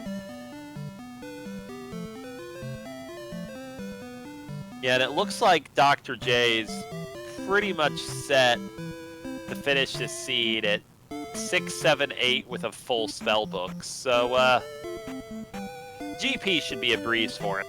Yeah, did he get the life spell already? I see he's got the trophy. I never turned it in. Yeah, I'm pretty sure he yes, picked he's, up life, He's been making liberal use of life. Yeah, hoping It it was is very cheap today. It wasn't. yeah. He might actually be planning to skip the jump spell, which makes a lot of sense. When you already have Fairy, especially on these earlier round flags, jump is just a very marginal value. Yeah, jump is mostly useful in the waffle rooms in GP, I think. Yeah, but without mixed large and smalls, the danger there is just so much lower, you know? Yeah, it is.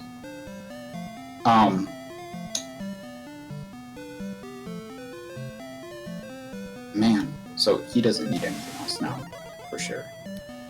But now he's getting jump, whether he needs it or not. Yeah, Full kind spell of his book. problem here is he'd probably really like to up A and pick up down stab, but Oh, I yeah. can guarantee with 5,111 experience, his second controller is as far away from him as possible. Yeah, I actually have his second controller right here.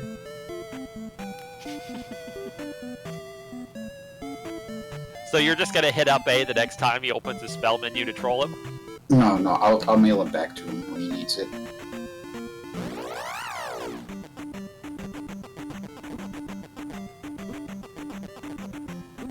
Maybe he should cast Thunder on some guys. Get some XP. Oh, there He's we kind go. of in that awkward situation where, like, he's in a way really close to that level by percent, but by absolute magnitude, it's still a chunk of points. Well, I mean, he's at Yeah, that 500 P bag will help out. yeah. I think he's Just over probably just 300 gonna away grind right from now. here.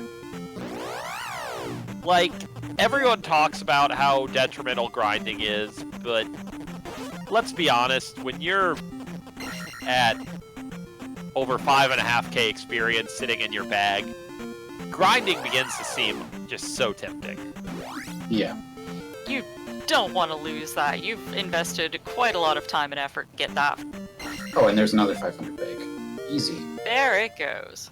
He could have picked those up before he went to those towns, and then he could have upmade. And why isn't he upmade now? That's the real question. Go back and get that down stab. That I couldn't Yeah. speak to. I'm kind of confused why he's redoing this encounter and going seemingly back to P3. Maybe... No, he's not just realizing it. Oh, but maybe the problem is that I still have his controller. He's probably gonna have to go bring through these lives instead.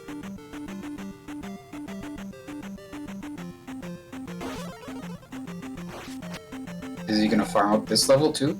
That was a lot of experience from that Thunder Juice anyway. So he needs to grind up 2 more levels to guarantee 888 at the end of the game if that's a thing he values. I don't know. Guess we'll find out together what his strategy is going to be. And that skeleton looks weird with the restream frame rate. When it's walking on that path going down there. Yeah, the overworld sprite seems a little too reminiscent of a different popular skeleton for my liking, but, you know, to each their own. Which one is that? Really gonna make me say it? I really don't know, I'm sorry. Oh, there's the one up. Sans Undertale. Oh, okay. I see, yes, now that you say that, I think. I haven't played the Pretty game, sure but I've watched one or jkoper two hasn't ones. played a game released after 1988, so... I played Mario Maker. Either. I just know that it's hit like a meme ubiquitous because the internet exists. You say it in a very exaggerated way. It's more accurate to say I've played like one game released after 2005 or so. I mean, technically the randomizers are newer, but... Yeah, maybe. That's a great... That's arguing semantics, though.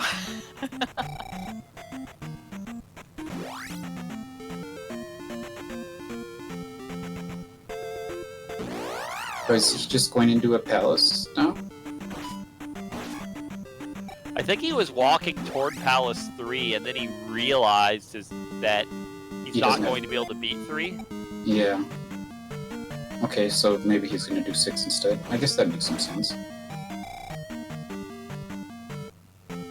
Now I guess he's farming for a red jar. Yeah. What's his extra life situation here? Yeah, he's totally planning in 6 to be able to take... I think that's Magic 7, and then he'll get Life 8 from the gym. I'm pretty sure that's what's going through his brain.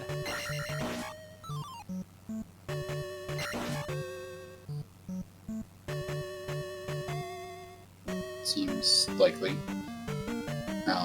Yeah. So yeah, this lava room, and you had a couple disagreements to see, jkoper. Yeah, it was pretty disappointing. There's nothing challenging about this, I just played poorly. I guess that was the most rusty room for me. You know, apparently it happens to all of us, though.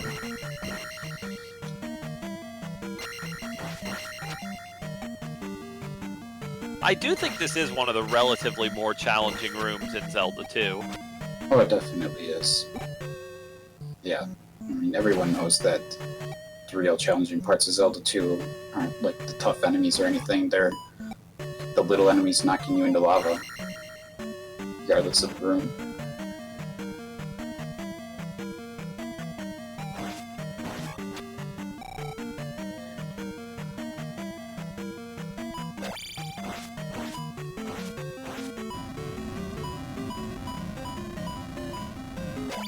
Yeah, Dr. J also, this whole seed has been on a warpath against the Blue Iron Knuckles. I don't know that I've ever seen another runner kill quite so many of them as he has. Oh, that's good. I don't... Did I kill one, maybe? Oh, now he's gotta kill this dude. That's not good. Maybe you should cast shield or something.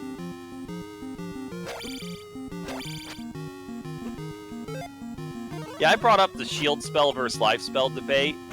Staked out my position as firmly in Team Shield. I guess Dr. J is representing he's in Team Life. Well, I mean, life is pretty good in general because you don't have to, plan ahead for when you're going to take damage. But, when you're doing a downstab with Rubenag fight, I think just cast your shield spell there. It seems pretty safe to say that you're probably going to take some damage. But he made it through actually pretty decent there, I think. And I guess this tells us that the item in Palace 6 is not the last magic container, which I was pretty sure you weren't going to look for this item, but certainly if you bumped into that Rebo, you were killing it. Oh, yeah, for sure. I would have gone and got the item if I found the room, but I feel like I got a little lucky with the, when I found Barba, and I still had a decent number of rooms left to go through. So I wouldn't be surprised if the item is beyond this, this fairy room right here. Does he not have enough magic to cast fairy again? I mean, in Magic 6, it's hard for you to imagine that fairy costs more than 50. Yeah, fairy's only 41, he can cast it. Oh. Maybe he was just convinced and then he looked at it and learned that he was wrong. I actually feel that 41's pretty high for Magic 6 fairy.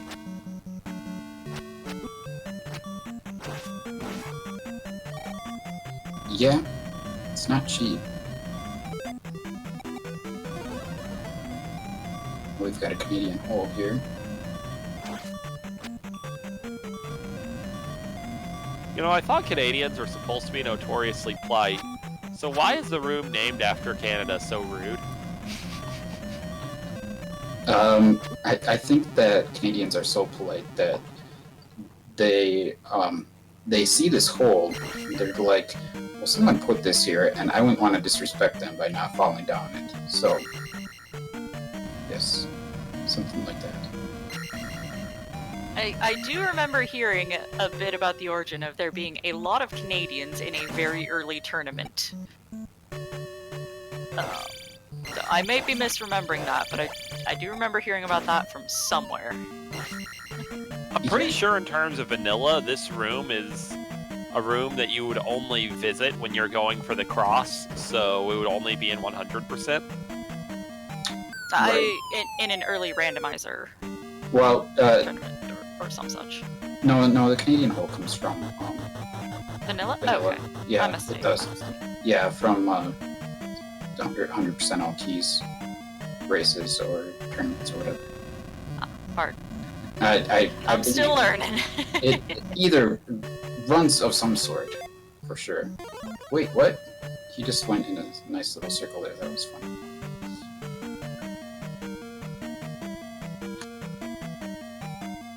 Yeah, it looks like this time the Canadian hole falls to the right. Always wonderful. It would be fun to see some nice, like, non-Euclidean renderings of some of these dungeons. I mean, given that this is a 2D game, you could probably model these dungeons physically if you were willing to use 3D and stretch the door transitions as long as you needed them to be. Alright, but it has to look good. Oh, he's gonna find Does the item. Yes, that's important. Okay.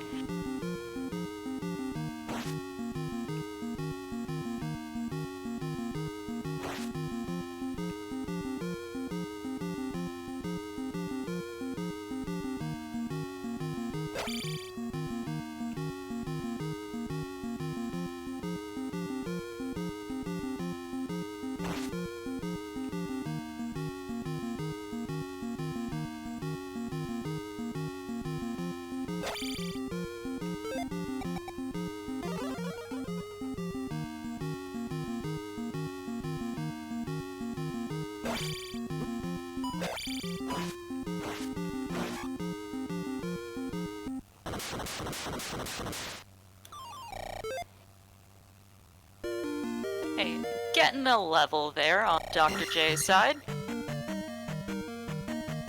Getting more magic. Holding that 777. And picking up a heart container.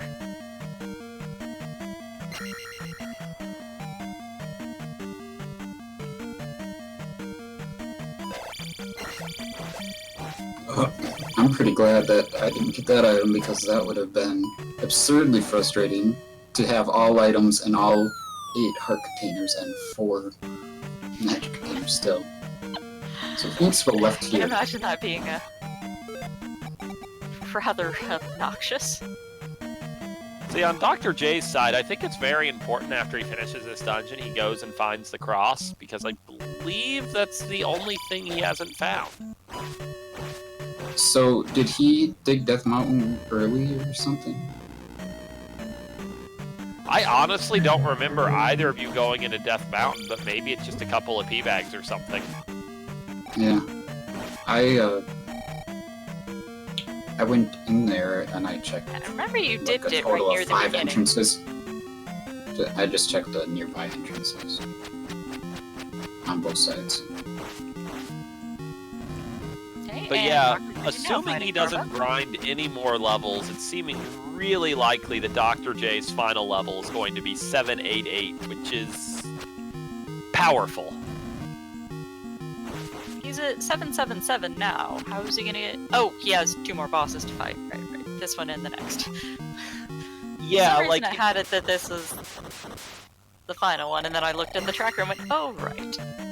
it's very difficult to get the more than 5k experience you're going to need to gain any more levels the hard way now, but you're getting 2 levels just from placing the gyms. It's possible, but not quite so likely in Palace 3. Even in general, and even less so in the Seed in particular. So, Yeah, and you can see Taking that that life up, and the last one is, I was looking at the points, the next one will be a magic.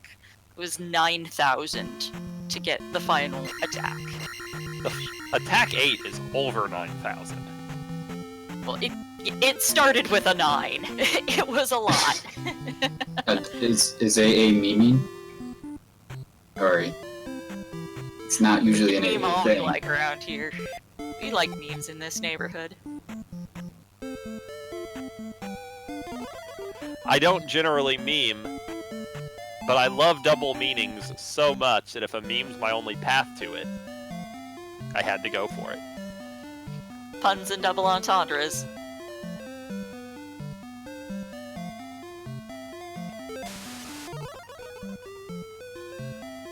And finally getting downstab. Yeah, things are pretty cut and dry for Dr. J for here. He knows the exact path to Rebanek. Like, at 778 with a full spell book, all the containers. Literally everything you could ask for other than the cross. And why would you ask for the cross? He's gonna have it pretty easy. Is he going for this hammer-locked item for... Yep, apparently. He wants everything. He wants that bingo blackout. I don't remember if it was back here or if it was something else. Wait, did I do that cave? Going for a pee bag. I don't I'm think pretty I sure did this this is the cave. one you didn't do. I think there were 2 hammerlock caves. So Dr. Yeah, I J found completely a forgot. powerful 500 P bag. He can search elsewhere for the cross. I have a feeling, or if he really does start hunting for the cross, he might get raided.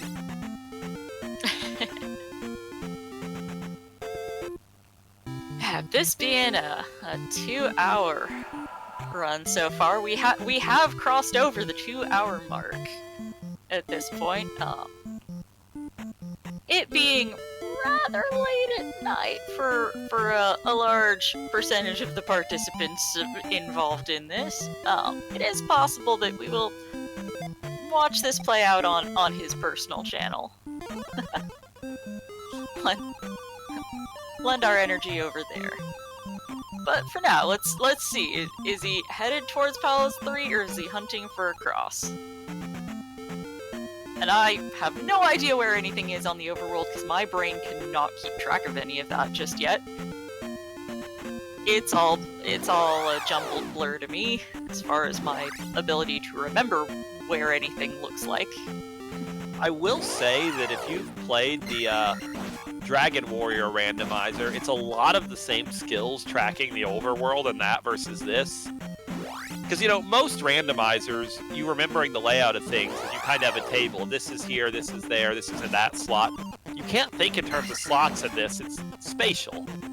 So it's a little different.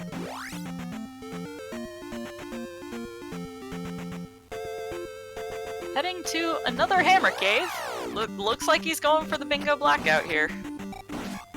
Oh, and taking an enemy encounter on the tile just in front of it. The thing about this move that scares me is I'm really worried he's actually going to grind for 888. Yeah, if that is the case, I don't think I have the cognitive ability to stay entertaining through all of that. I don't know about you folks. But there is that cross.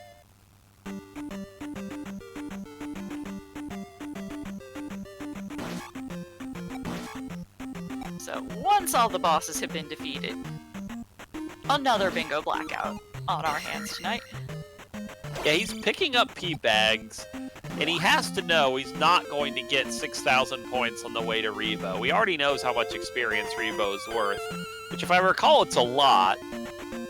But it is, as is mechanically suggested, not 6,000 points. Yeah. He did get his downstab, right? Yes, he did pick that up just Yeah, recently. It kind of looks like he's going for upstab now, which we actually had a pretty significant concern when you were in GP that upstab could be required, because you ran into that upstab block room that's not even guaranteed to exist, but you found it. And then when I saw that vague loop, I was like, you know, that could so easily be the path. Well, before I hit the big loop, I hit a downstab block, and I kind of just marked in my mind that that was likely the same route, and I'm pretty sure it was. Oh, I did not make that observation. So, yeah, maybe that was just the same room. There are 2 copies of that room in the pool, but the odds of both still existing in short GP don't seem too good.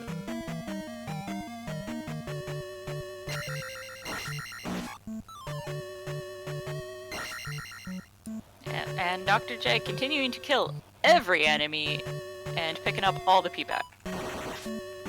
Oh, well, So if he skipping is that one in iron from knuckle there. Undertale, I've never played Undertale, but apparently as a pacifist and a kill everything route, there's not a lot of question which route Dr. J is on today. I have not played either, but it is my understanding that if you are a real terrible person in that game, that the skeleton is like one of your final bosses.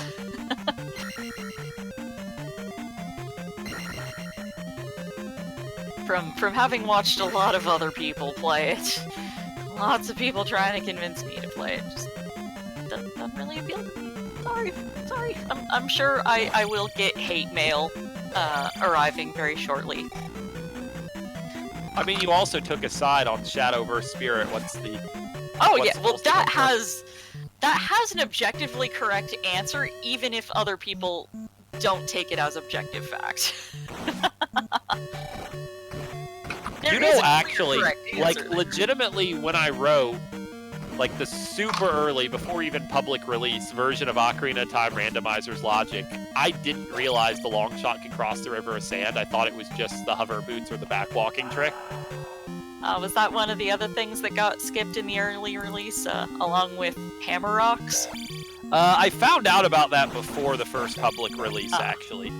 So that wasn't an issue, but when I learned about that, I was like, wow, so much of my life is a lie. And it just blew my mind when I heard so many people who were baffled. How do I get across the river of sand without the long shot? Oh, you need hover boots. And I'm like, you didn't know that? I thought that was the only way for years. Well, we've got one tile left on the bingo board. Just headed to Great Palace now. Yeah, And yes, Dr. I am J. team sparing Shadow us. first, Spirit after.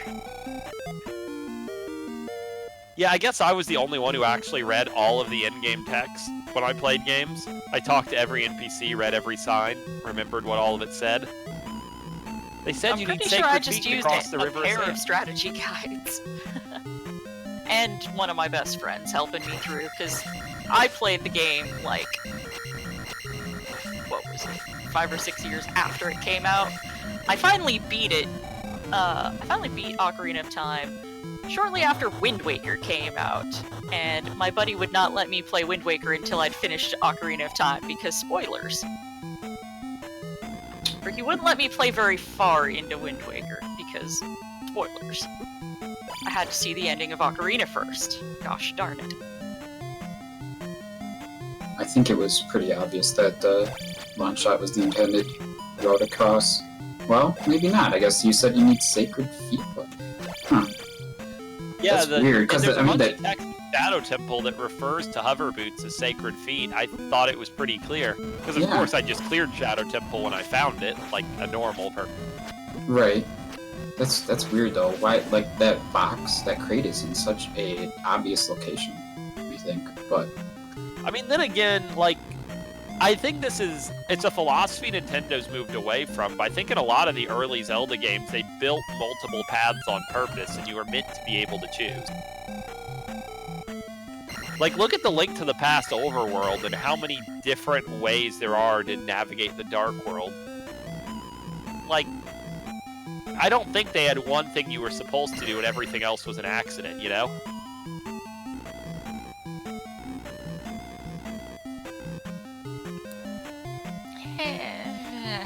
Hard to know. well, I'm gonna move on to something else. You guys can sit here. Understandable. we're just babbling at this point. Yeah, we're just... Great Palace, there's not really a whole lot to speculate on related to strategy. It's just... Yeah. you I will find say, third. for anyone who looks at this and thinks, oh man, the end game of the Zelda 2 Randomizer is so boring. By the time you get to finals, you'll see what Zelda 2 Randomizer at Great Palace really is. And it is the least boring end game of any rando by far. Yeah, like- I gather we're in for quite a treat once we get there. So, like, this Shortened Great Palace removes randomly between 25 and 50% of the rooms. It always removes rooms with just 2 entrances. That's a lot of rooms if you add it up.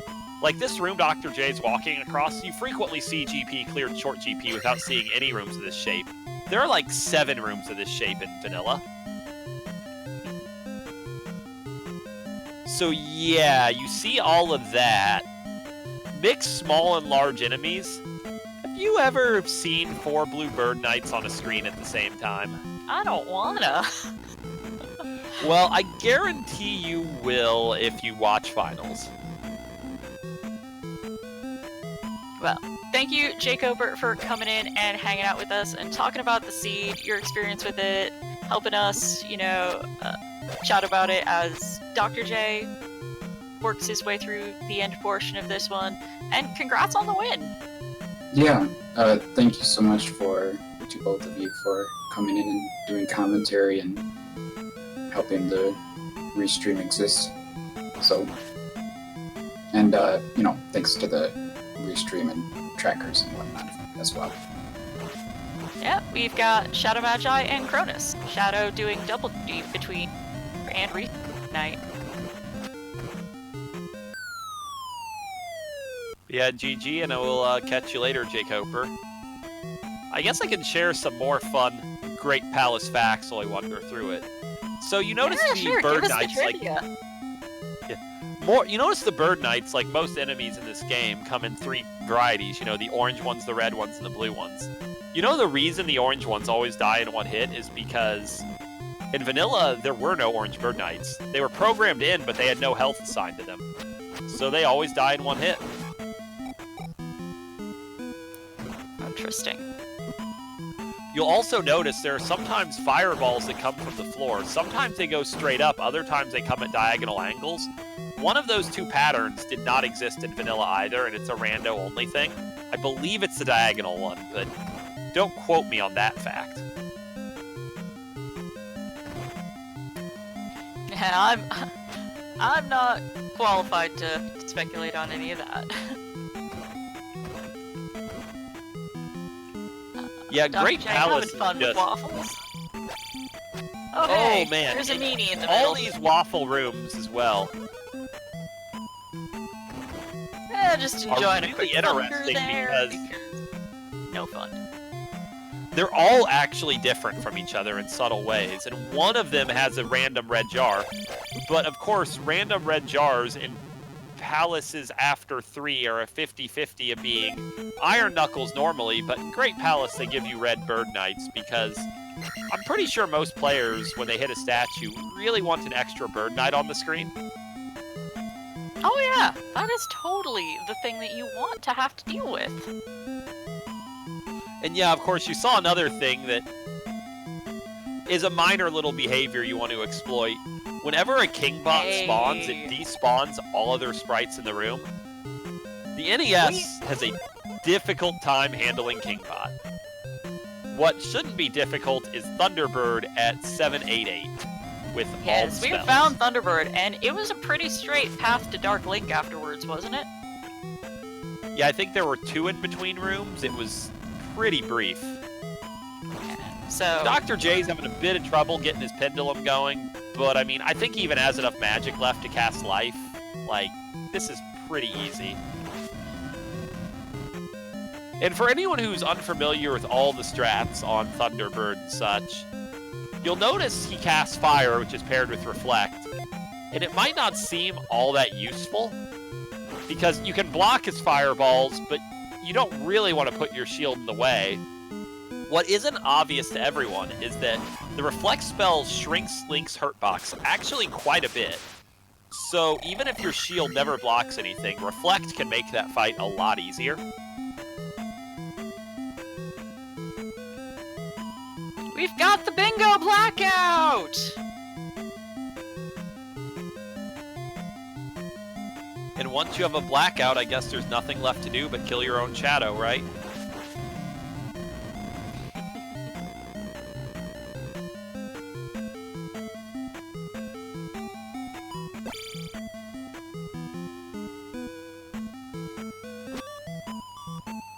Oh, never mind. I didn't mean spawning a Kingbot. I meant splitting a Kingbot removes all sprites. That was a misspeak. But yeah, totally, if you had to walk a longer distance with that blue Bird Knight, you saw a Kingbot, you just hit the Kingbot to get rid of the Bird Knight.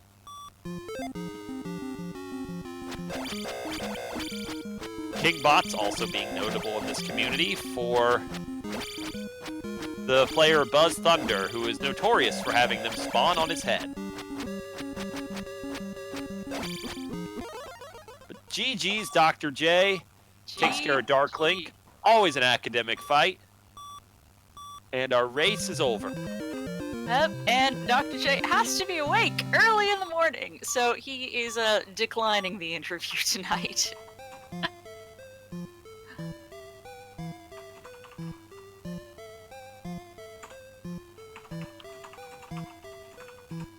Yeah, but GG, seeing things through to the end, finishing the seed even when you know you've lost. Like folks who know me from elsewhere know I have a lot of respect for that, of seeing it through even if you're losing. Yeah, I think in terms of rando, like I said, Dr. J has played a lot of rando in his time, and this run obviously went very poorly for him. He just found everything in the wrong order. Every decision he made just kind of came back and bit him in the rear end. But there's a certain toughness in character to just sticking with it and finishing it out, no matter what the game throws at you, and Dr. J showed that. Unfortunately, he will be moving to 1-0, but there's still a lot of tournament left, and he can certainly rebound. Yeah, if I'm remembering correctly, 2 wins advances you to brackets at any point in your time in the Swiss rounds. You'll be facing 5 opponents. You simply need to defeat 2 of them to stay in it to hit bracket. Yeah, so at 0-1, you're still very competitive. You only have to win half of your remaining games, and you will still make the bracket. At 1-0, you're in an, of course, excellent position, only needing to win 1 of 4 of your remaining to qualify. So jkoper has to be feeling pretty good about the win, and Dr. J just has to see that he has a lot of Zelda ahead of him, and he still has a very real chance to qualify.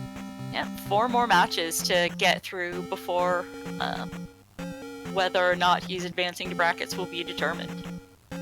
So yeah, we've Possibly kind of been less if spinning he- our if he wheels wins a for a few. while. I ran out of Great Palace trivia. I think we should probably about wrap this one up, don't you? Yeah, I think it's about time to quickly transition to Shameless Sellout. Let me refresh the restream schedule so that I can tell you what all we've got coming up on Friday, as 4 it is different now things. Friday for most of the world. Oh, do you want to do the Shameless Oh Sellout, no, Shadow? no, you're welcome to do it. I'm just I used to mean, having to do it. I think these Z2R folks have gotten used to the same shameless sellout coming in my tone of voice at night. We have got tomorrow at 2 p.m. Eastern. We have the next Z2R match coming up. We've got Victor Santa Fe versus Schmitty. I think this is gonna be an exciting one. I've gathered that both of these people are pretty well known, so looking forward to that. Another very hype match coming up in a different tournament at 3 p.m. Eastern. We have Illis versus Andy in the Link to the Past Randomizer Cross Keys tournament. That one I'm really disappointed that I'll be at work for. I'm excited to find out how that plays out. Coming up at 7 p.m. Eastern, we've got the OOTR Weekly Freaky Friday race. This week, I don't remember what the flags are for it, but as usual, it's stuff with a twist. It's the standard race settings, with a few other settings tinkered around to make things a little more spicy. And then later in the evening at 8 p.m. on Friday tomorrow, or later today, depending on where you're at, Wolfie versus GFE for Link to the Past Cross Keys. So we've got a bunch of rando coming up for you, 3 tournament matches, 1 community race. So, you know, we hope to see you back here on ZSR's network of channels tomorrow. Hit up the schedule if you want to see precisely what is where. Some of that may still yet TBD. Shadow rocking that. And as usual, if you want to help make these restreams happen, as you could tell, I don't know what the hell I'm talking about, but you know, I have energy and I'm excited. And I'm happy to be here to help things out, even if it's incompetently. Please consider joining the tournament Discord, signing up as one of our trackers. You just need to know what the icons mean. It's not super complicated. Hang out in voice with us, listen to what's going on, watch the race, and click things. So if you would like to help make these restreams happen, consider joining the tournament Discord and assigning yourself the tracker role. Or if you actually know what you're talking about with this, if you're somebody who's really passionate about this game, join the commentary team. We could use some additional volunteers. It is so important to us that the communities around these games get involved with these tournaments. We cannot do it without the communities involved.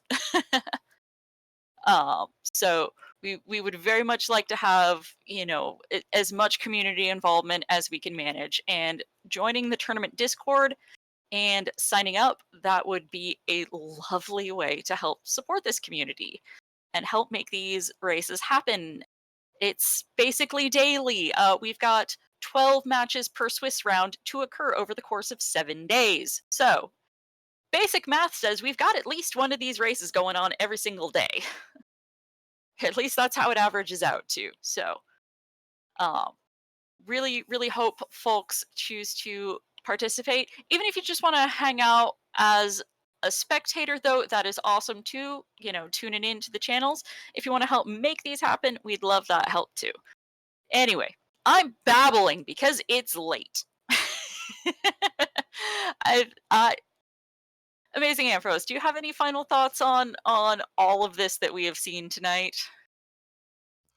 I think Zelda 2 is a video game and it has been played. I think that is factually accurate. Yeah, thanks a lot for watching, everyone, and we will catch you guys later.